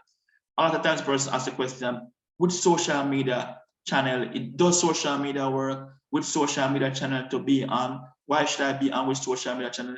It is these simple statistics that help you to make decisions around that. So for instance, if it is that you want to target males or females on social media, right away the statistics will tell you that if you have a female-based products, social media is better for you because there are more females on social media. If you come on this platform, again, these statistics, and you want to look at how many persons are using which platforms and which platforms you want to choose to advertise on, you will know right away that Facebook has more engagement, has more users than Instagram, although Instagram is more popular among teens. So these are still micro information help to determine your e-commerce execution as it relates to how you go about which channels you want to use to target and drive traffic. Gilbert, you wanted to say something? Yes, so data is more important than you guys can ever imagine. I'm going to be doing a session on data analysis. It is what is going to drive the directions of products, of markets, of your limited resources. Each of the businesses that you're dealing with, and any business that I know, they have very limited resources that they have to allocate. That is going to be based on data. When we first developed our platform, our first approach was from a Chinese company. They didn't want to sell anything. They didn't want to buy anything. They just wanted the data. What data is coming out of the Caribbean? Data is critical to the future of any business. Do not discount it. It tells a story. Data in the hands of a politician, data in the hands of a business person, data in the hands of an economist. Data is critical. We just lack it in the Caribbean. We haven't had it for a long time. And what we have is extremely, extremely limited. We haven't been able to utilize it because, again, we just don't have enough of it to draw conclusive stories. But as we move forward, this is going to become critical to allocating the limited resources.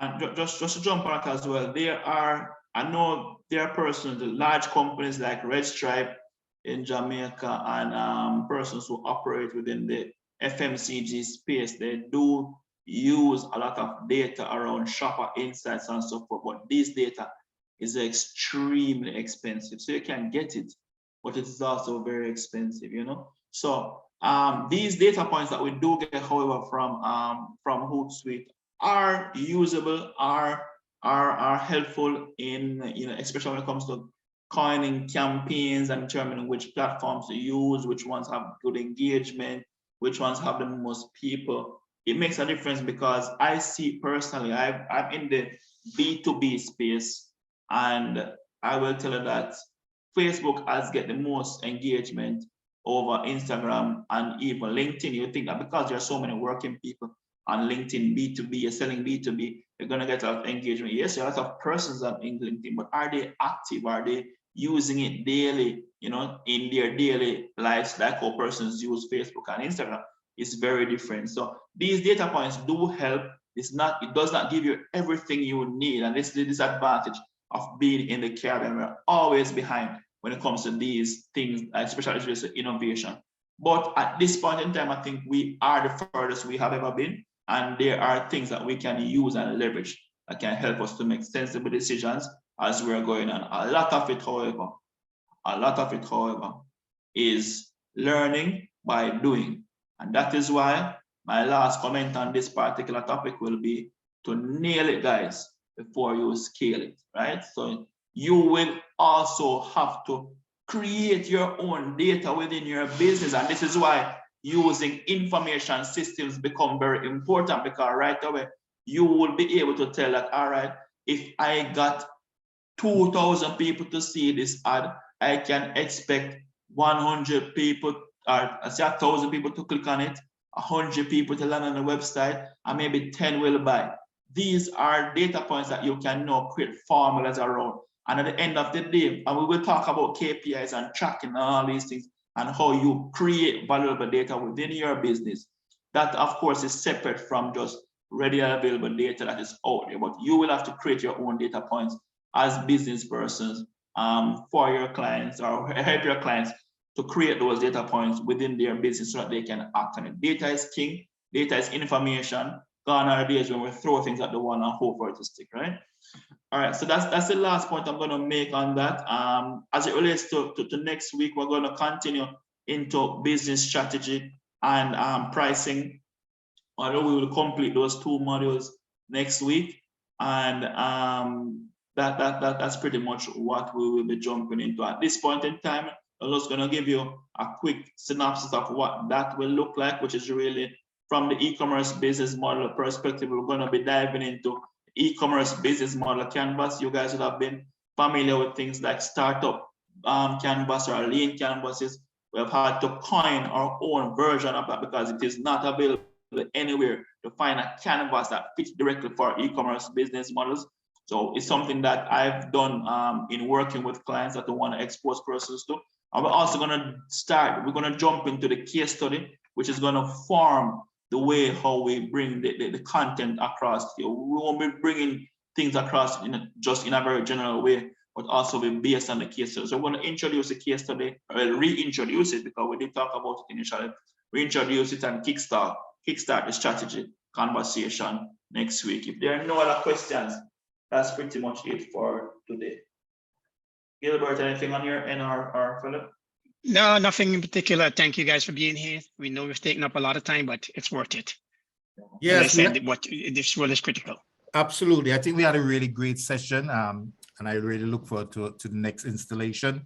Now, remember, this link is a recurring meeting link, so it should, when this gets close to next week, Thursday, you should be notified automatically.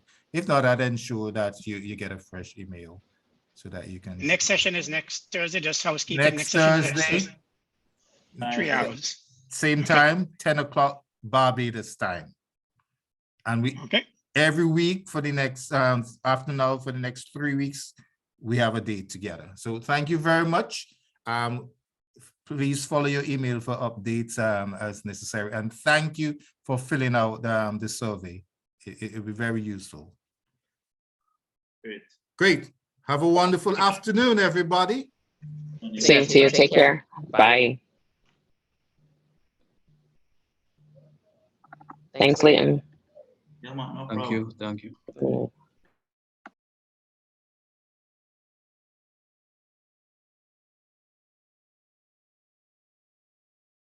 Mr. Jackson? Yes.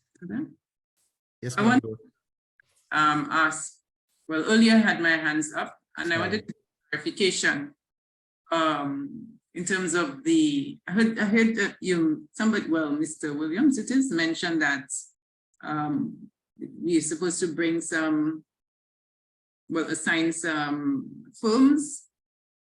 Right. So Select some firms. right. So earlier It on, sounded like each person was supposed to have a firm or a firms selected for this session. Is that the case? no, not for this session. I don't no, right. So as you know, from the information bulletin that I sent out, each BSO is expected to work along with 5 companies. And in the last information session, we said that we'll dedicate the first month of the program for training with the BSOs only, to build their knowledge base as well as their confidence and techniques. And then, of course, in December, the program will basically take a break. There will be no real activity because of, the competition. Yeah, for obvious Right. reasons. Yes.